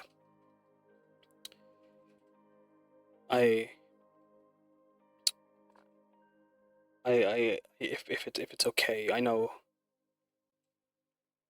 it doesn't matter anymore. As like she has her hands pressed together, you can hear there's so much hurt and hope, but also like this lost hope in her fire, in her Kasaka and Crackle. And you can hear it's almost like a pleading tone as she looks between you all. You've shown so many wonderful, hopeful, and heartbreaking things to these people, but I haven't seen anything, and I know there's no point if it's important anymore, because they'll be here eventually anyway. But as she looks to you, as you can see, tears welling in her eyes. You hear hope burning in them. I could hope that maybe you could help me find, at least know where my brother is, so that I can watch over him. That if I can't be there to save him, to help him, I can be here to watch him and be ready for when he comes.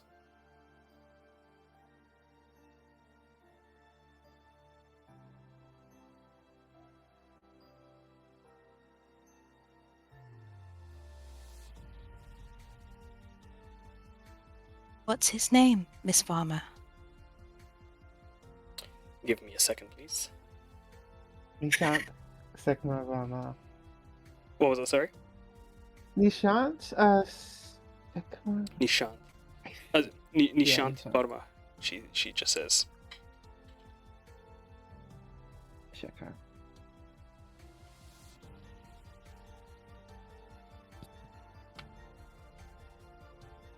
It's Nishi was like we were both students of battle. We were both of the academy, but when the war moved us into different places, he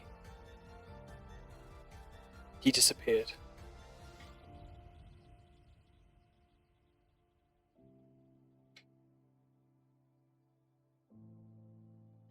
Well, I think Hibana will, try to add on to that. We've been, throughout our time in Tajima, I've been trying to help her find him. We heard he established like a similar outpost to Sadanta. But we've not been able to find it, so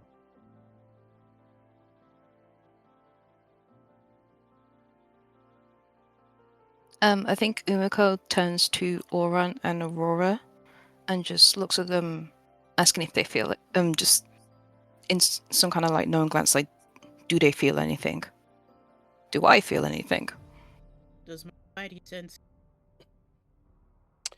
Sorry. Aurora and sorry, I'm so sorry. That's That's what it is. basically. Shit.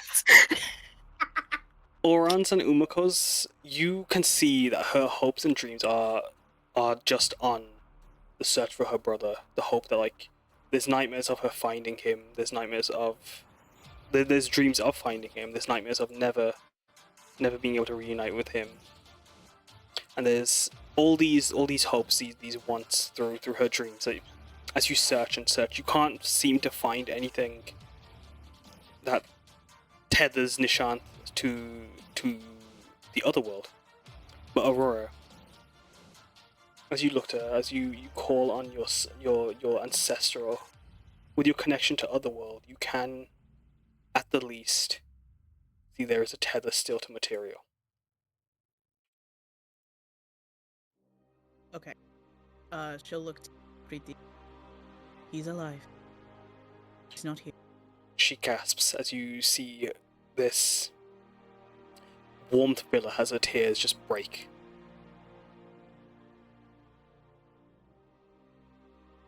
I'll If go to my hug Oh, and comfort sorry. her. They're going Spectre? It's alright. As you say, Umeko. if my Kai can find the one I love dear, I will do everything in my power to help you get your brother back. She brings her hand up to her head, constantly just bowing at you three. Wood, can you see where he is? I'm not okay. Listen, I So- just know he's not here. As you feel these, Can I? Well, Can I like squint? how do you try to search for Nishan? Preeti, can I have your hands? Real quick. She gives them. Oh, she gives them actually, like, as they're clasped still.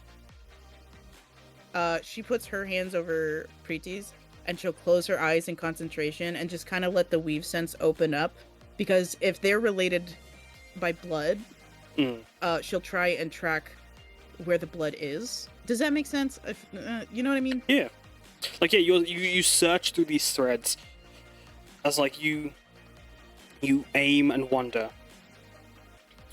And as you're searching, you see amongst sand and ruins at the bottom of a canyon, hidden underneath a ruin that sat in the palm of Shian's hand. You see a warrior tiger rushing and running in, moving between hidden tunnels within the wastes of Betsu.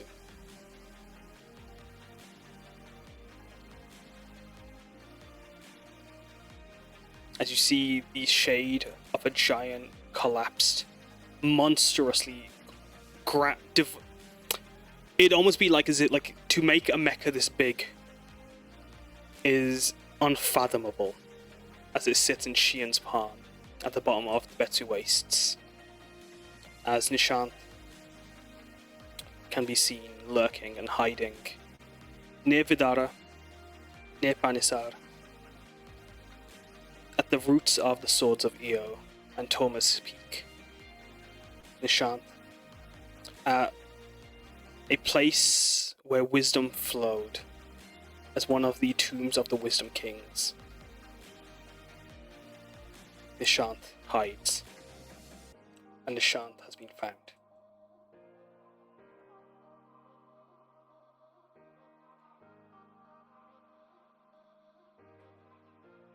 I see where he is. She- Explains where he is. It's alright. Her gasps drops her to her knees as like her joy is so supreme in this moment. She can't even muster any will, any strength, any want to like move because of just how just knowing is so much.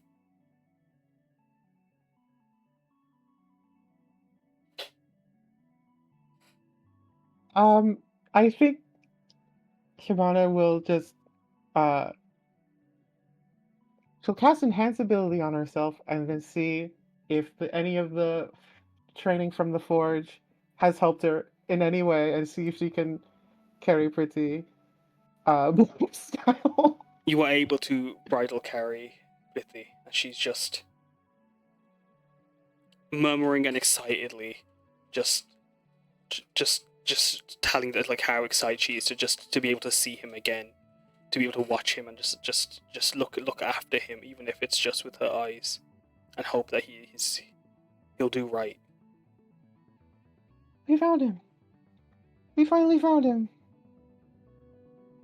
There was no way we were going to be able to find him without her. You, Aurora. We were never going to get to the Betsu Wastes alone.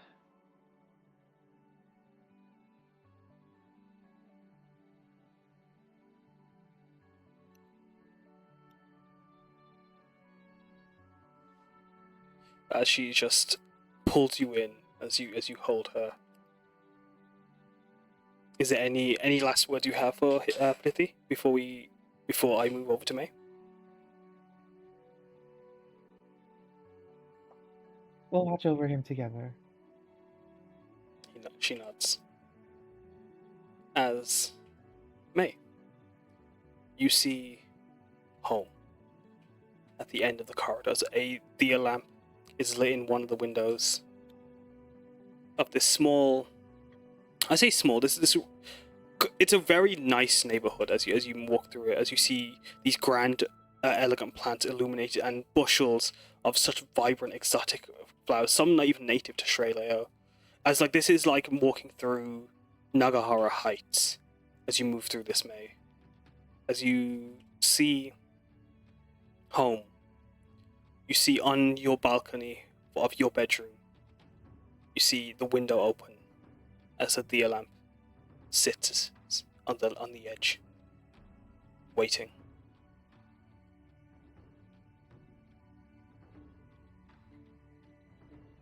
Probably as she walks by, fingers brushing the plants that decorate the area, remembering what it's like to feel things like that. And of course, if this is like a normal night that she snuck out, she has to go back in the way that she came. So perhaps hop, skip, and a jump, climbing her way back up to that window, to that balcony. Does anyone climb up with May, or do you watch? Or Yeah. I'll climb up with May. Yeah. You'd Or- see it's Okay. not a lot of like climbing looking. It looks like more of a performance as she jumps to and fro and swings her way up. As for the first, for this time, I'm gonna ask you, everyone but May, make me an acrobatics check as you try to follow May. Can I guidance Umeko? I was gonna guidance. I was gonna guidance myself. If you have if you have a climbing speed, you have advantage. As or you can say. Can I sorry, just Spencer? levitate? You could levitate. Is it too late to cast Enhance ability again to give me Captain All of us trying not to fall on our asses. Auron Aura farms his way up to the balcony. No, I gave you guidance. It doesn't matter, Where's your sadly. point? It doesn't matter. It's been so real. Oh my god. As I can't. Well, I'll just do it with advantage then. I think. Ooh. what would your enhanced abilities give you? Let's see. So I switched from bull strength to cat grace, so I have advantage on dexterity checks, and I don't take damage from falling 20 feet or less.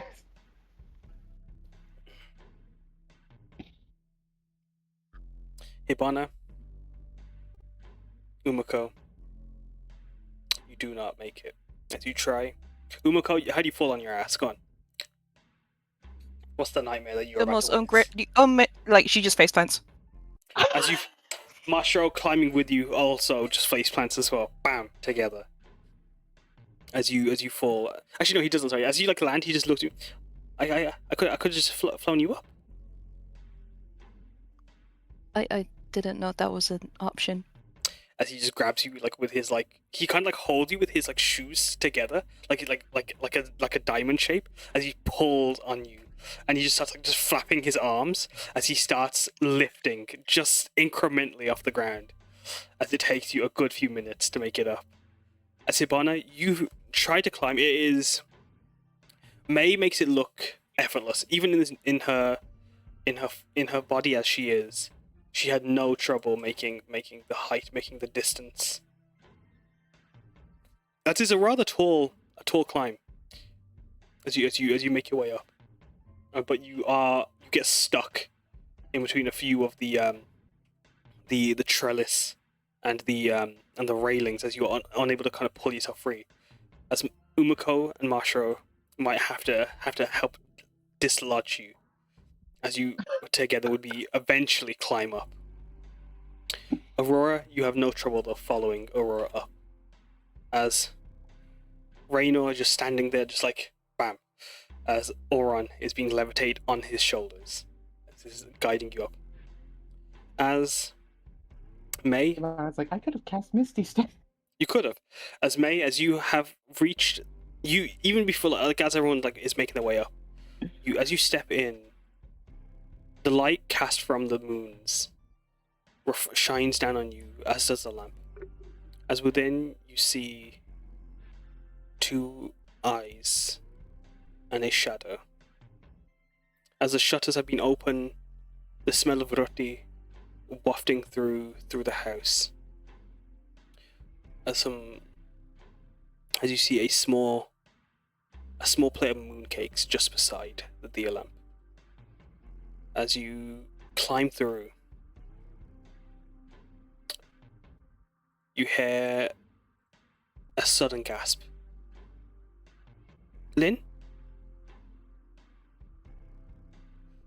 As this voice calls out for you. Hello?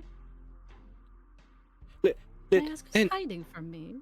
As you hear your mother's voice calling out, as you can hear her struggling to hold back her, as like there's nothing that could hold them back, as you see her leaping through. So I'm gonna correct myself to Meiying, sorry, as they call it to Meiying instead of Lin, sorry.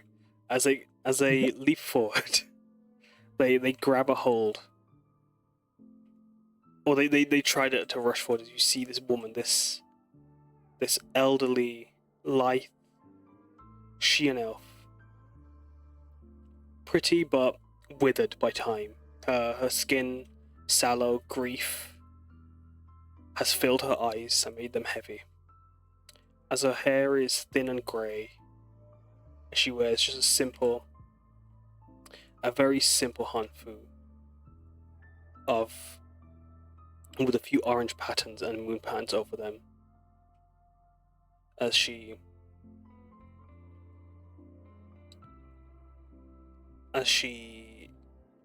see your mother, but not as you remember. Time has taken a heavy toll on her as she rushes for you, hunched over half your size. As she climbs you, the acrobatic form has shriveled with time as she reaches for you and pulls you in. I thought we did something. I thought like you did we say anything? Did you say anything? Was it us? No, What do you mean? I feel like I might have seen you all the other day.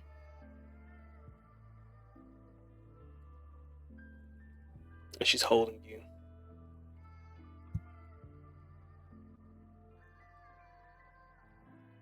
What do you mean other day? There's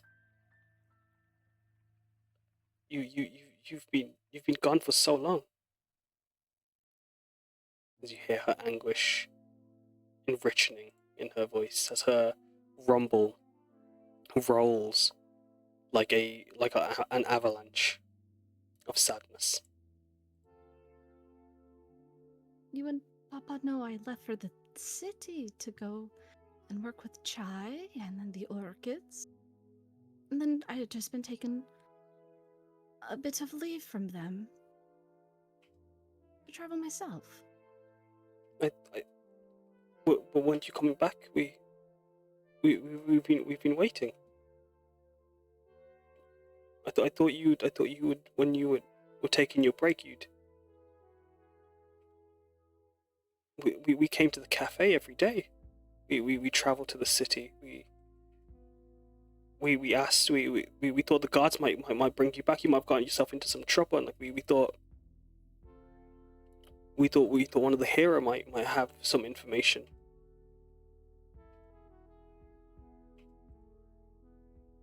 It hasn't been that long.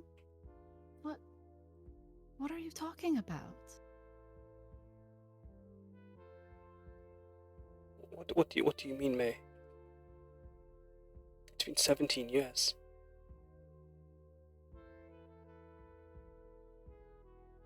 We've been every day. Every day we've had. We thought you might climb back. You might find your way home. We lit the lamp. We had roti ready for you. We thought maybe you hadn't called because we said something. We did. Maybe just we just thought the city might not be might be too much to so soon. It's such a big step up just from the cafe, but then days. We asked the hero, that turned into weeks. We asked the hero again, that turned to months. Years, and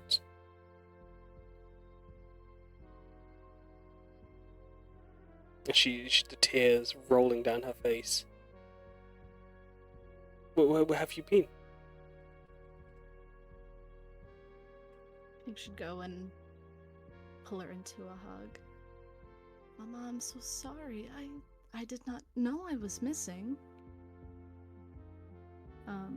Would you say, now that May is back in her true form, more of the memories of the event are palpable to her?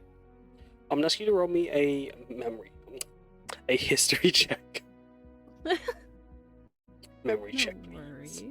No, a history, yeah. As you think on it, Aurora makes her way in, as do Umeko, Auron, and Hibana. Oh, As they climb through, I'm gonna ask how are you, as you step into this moment. How are you feeling, Hibana? this. I think the architecture and the clothing starts to bring back memories of when her ama Agong told of stories of when they immigrated of the place they left when they immigrated to Funahar. And that some of this culture would be preserved in parts of Charoleo. So I'm gonna roll a history check. 26, Jesus! Eidosha, as you look at the architecture and you feel it's proud of its history, it's proud of what it is. And as you look at the architecture, As you're muted, homeboy. As you muted. as you look at the architecture and the styling, Eidosha is very proud of its history, of its architecture, of the foundations it sets itself. Because every next generation is another foundational layer that becomes one big pillar. As you look at the architecture, as you look at the stylings, as you look at everything through the window, you see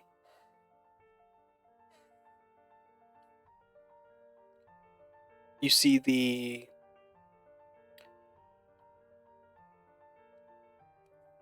give me a second. It's with the divide that is Chureleon culture. As you hear these stories, as you look at the architecture, as you look at this place that's so far away from Funahar, even with the distance, even with across other world, through the material plane and other world, the architecture isn't so different as for how divided the continent is. It still is one in little ways, and that creativity that is present in its culture, in its people, is very evident.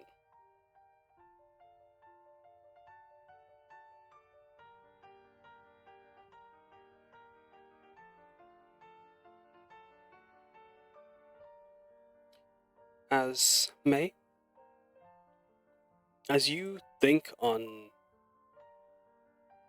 those memories, or the thought of being away for 17 years, it's hazy.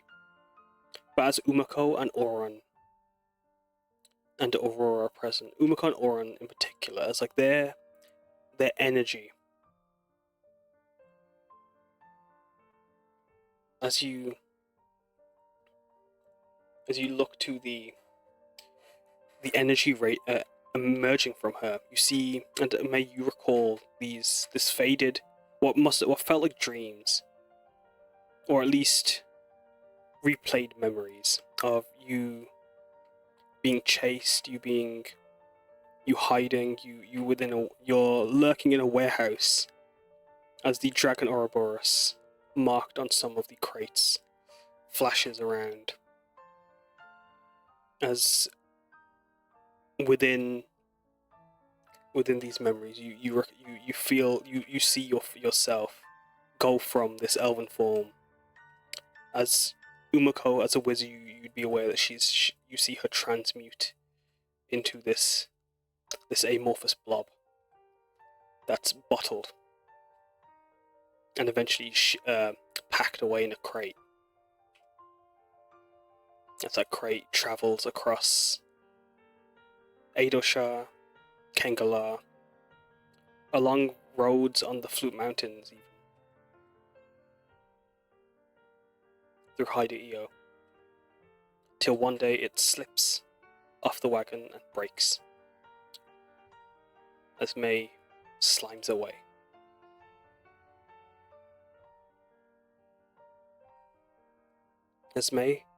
As before I come back to you on your memories of that, does Hibana, do you react to the history? Do you react to the memory? Do you react to the scene of May's mother in trying to piece together her heartbreak? I think she will just walk. I think she will just like slowly walk. I think she will slowly walk up to uh Lin Meiying, and I think as like she like speaks the language she spoke to her Aurora gets like translated, as she just wants to take a moment to reassure her that her daughter is doing all right. She says,"林奶奶好，您不用担心您的女儿过的日子很快乐." So that would be, hello, hello, grandmother Lin. You don't need to worry about your daughter. She's living a very happy life. As she's holding onto May, she looks to you.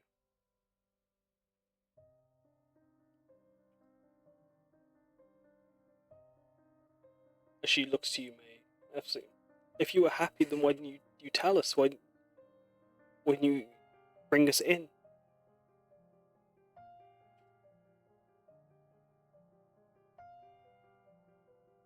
I'm so sorry, Mama.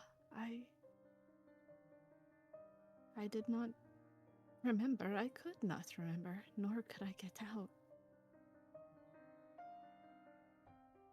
She just sobs. The way you see me now, the way you see me always right now, is not how I have been for some time. She just sobs. I don't remember you. Uncontrollably. As Auron, do you react? Do you say anything? Do you think anything? As Reynald kind of is stepping back, as this ain't his wheelhouse. Emotions ain't it.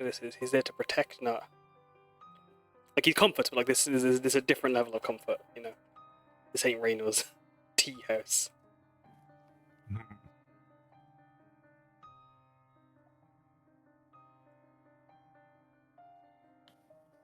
I believe I'll just place a hand on their shoulder and try and offer comfort. What about you, Aurora?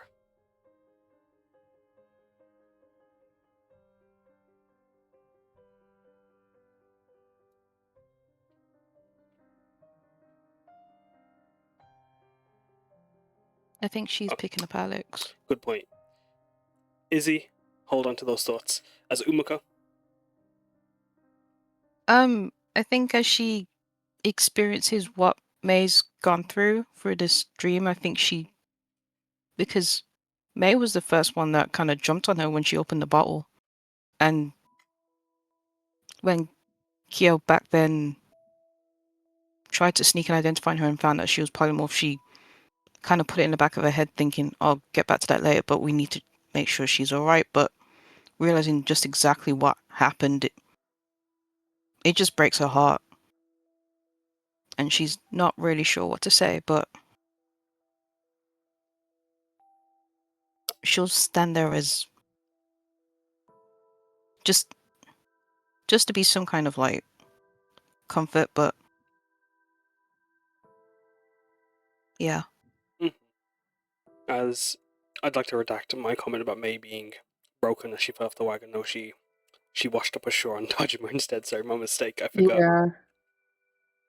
But Okay. It's fine. As you May, how do you tell her? What do you say to her as she holds you?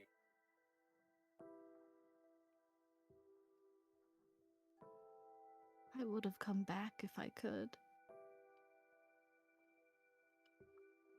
Everything moved so quickly, and I was tucked away, and I couldn't remember who I really was, or where I really came from. And those times, well, I wasn't really myself when I would think about it. It was nothing that you or Papa did. I love you so very much. And she's holding you. And I love you. Your father's still waiting, Mooncake.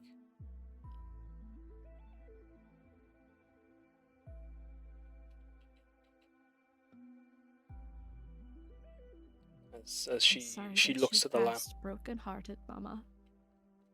She shakes her head. I know now. And I know where to look when searching for you.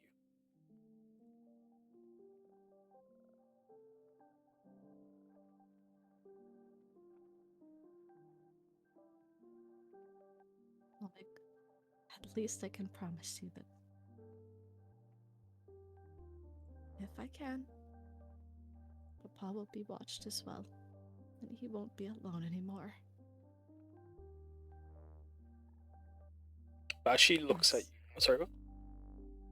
Oh, just promise.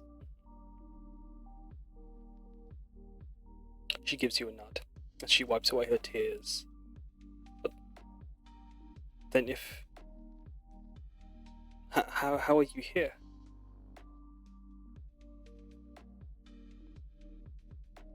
She says as her tone shifts to worry. Unfortunate circumstances. I had found myself far from home, with people who still took me in and befriended me as if I were with you and the others at the circus.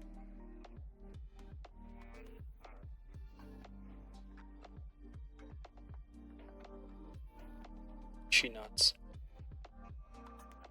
Well, then you best not be keeping that circus waiting.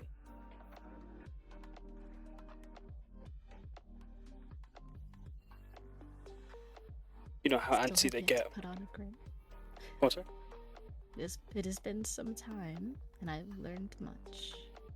I would love to grace them with another performance. I'll be sure to watch.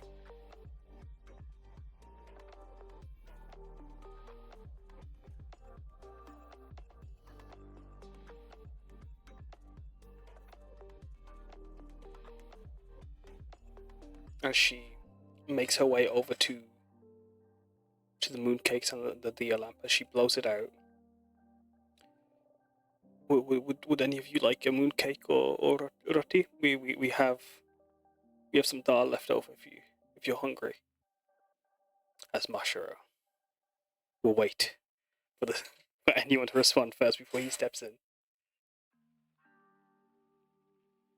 Okay, I'll have one. 一个月饼吧. One mooncake. So Umeko or Auron, take one. I want one. I'm back. Yes, I'll come to you in a moment. I Then. shall. Excellent. Umeko? Chibo. And Aurora, how are you feeling as you want one? How, with everything that's happened with Mei as you witness? What are you feeling? What are your thoughts? Do you provide comfort? I think if Mei will allow, she would just kind of brush the back of her hand against hers just to like ask for permission before like giving her a gentle squeeze of her hand as in like, you know, support. But if there's one thing she knows about Mei, it's that food is always a comfort and she's always providing everyone with food. So as soon as like the thought of mooncakes are offered, the first time like she'll take one to give to Mei first. She wants Mei to eat first. It's Mei.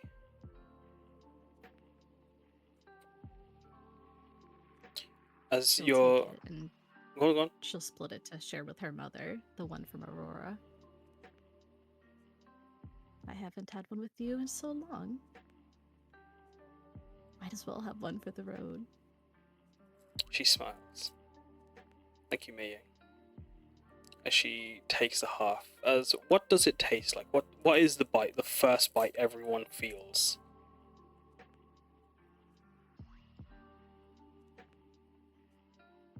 It's warmth.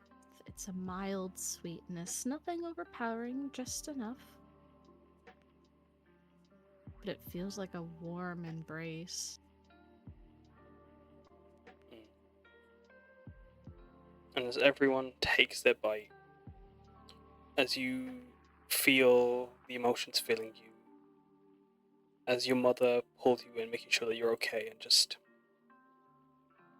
checking on everyone, making sure they've all had a moon cake. Do you have any last moments, any last thoughts, any last anything, May, before we move on? Before you move on?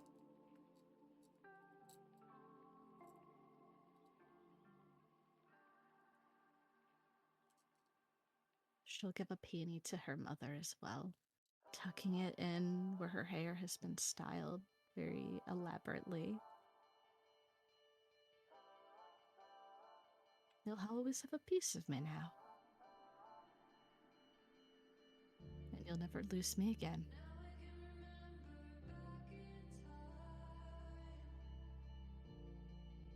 As she pulls out her iris hair comb that she's been wearing on the back of her head, and she tucks it into your hair. Purple contrasting the orange beautifully, amongst the gold detailing. She pulls you in for a hug, making sure the peony sat straight. As you feel her embrace, you feel yourselves on the other side of the door, back on the boat, moving down the river. As you've moved past the heat of Lashan, you move past every riverbank that was left. As the boat comes to the edge of a waterfall, as it slowly begins to descend down, you see these spectral skeletal figures holding giant ropes of water, pulling in the spiral motion as this chain of spirits spin the world and turn it. As the spirit boat twists and turns through the air, through the water, it makes its way down. As you see the waterfall cascading and turning into the scales of the dragon, into the body of the dragon, of the Lashan Sora, as its red and blue scales twist and turn at the base. As you see a Torii gate with a pair of Neko Eos glasses at the bottom. As you see... And you also see a ship's rope, like just a strand of a rigging. As you see this Torii gate with a glassy veil between it. As I'm gonna ask each of you what home looks like beyond that veil. As the pillars of the Torii gate depict the tale of Shion and Sakage guiding the Lashan Sora to the top of the mountain. As the second band at the top depicts Sakage and Shion as they make the Leiko and teach confidence, compassion, and camaraderie. As the final band of the Torii gate is that of Shion splitting Kiro into 4. As at the base of the river, as the boat lands to its end, you have one last question left. As I'm going to ask you all that question. But first I want to ask you, what do you see? Starting off with you, Hibana, what does home look like? I think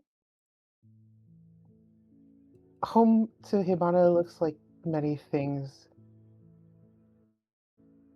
It's the Furnace Pagoda, it's Funahar, but it is also wherever Pretty is.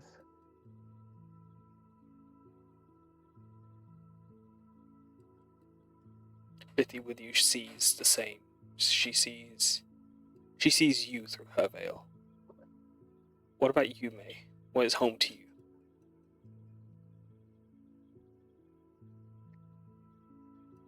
Home is a mix of where they just were. Her childhood home with her parents, the home that she had forgotten. And then Tajima, the home that took her in.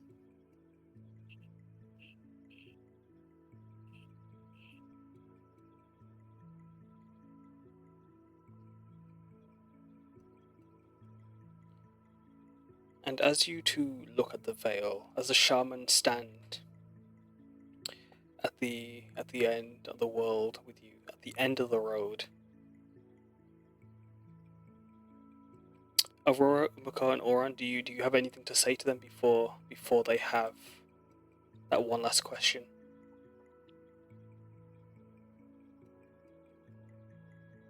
It has been an honor to have experienced this journey with you. And I hope whatever choice you make, you are happy.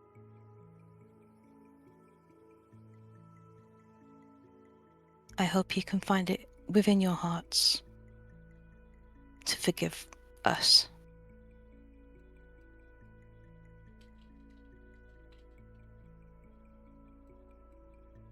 Auron, do you say anything to them?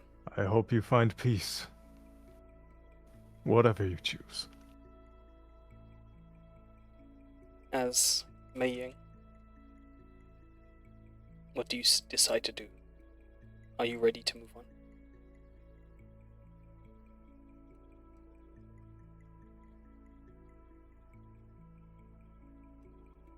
I don't want to specify. I'm a little stupid. That means, is May ready to die, right? That does mean, is May ready to die? Mm-hmm. Good, You I'm just a can little say stupid. no. I know. I I said can that in specify character. because me, Kate, is dumb as shit. No, you're good, you're good.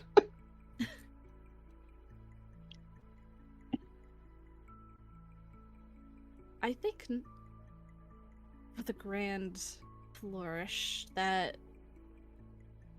is less noticeable when May is a slime, but now more so that she is in her full form. A dramatic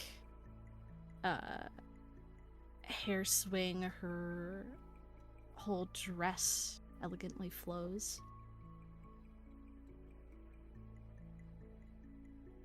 Let them take me that easily.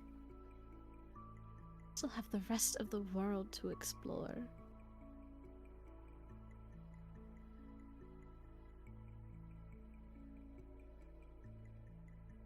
And what about you, Hibana?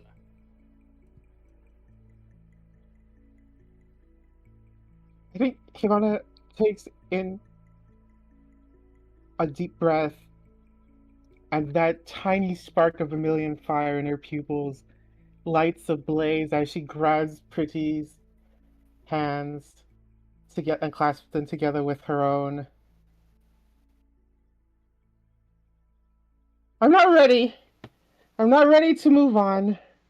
I fucked up, Pretty. I burned your corpse. I don't know if you have anything to return to when we make it out, if we can make it out of here. But I want to live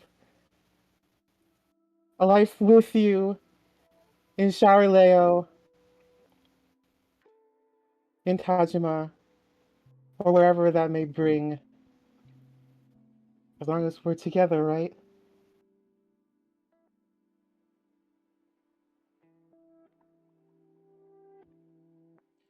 As Splitty looks at the veil, she turns and looks to you. For like all I said about being ready, knowing this is what like was the most likely outcome for me. I don't want to go to. And she steps away from the veil.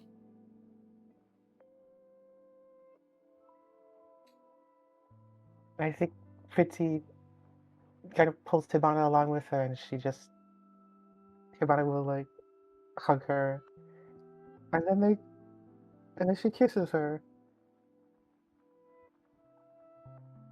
And on that sweet. wrapping her arms around her shoulders. Make a robot. No, no. That's what I've been thinking. Okay, okay. No, it's okay. As you have that one sweet embrace, time stands still, time moves, time ends and loops on itself. 1,000,000 times over. It doesn't matter how long it goes. That kiss can last as long as Hibana and Prithvi wanted it to. As Aurora, Umeko, and Auron on the ship, all the spirits that had hopped on are ready to leave as they make their way away. As on the boat, the ship swirls back up through the void, and back down the Lashan Sora, back to the end, or to the beginning. And that's where we can end the session for Group D. Ooh. Holy shit. I was expecting more sad, but this is super wholesome, honestly. So much lore just fucking dropped in 5 hours.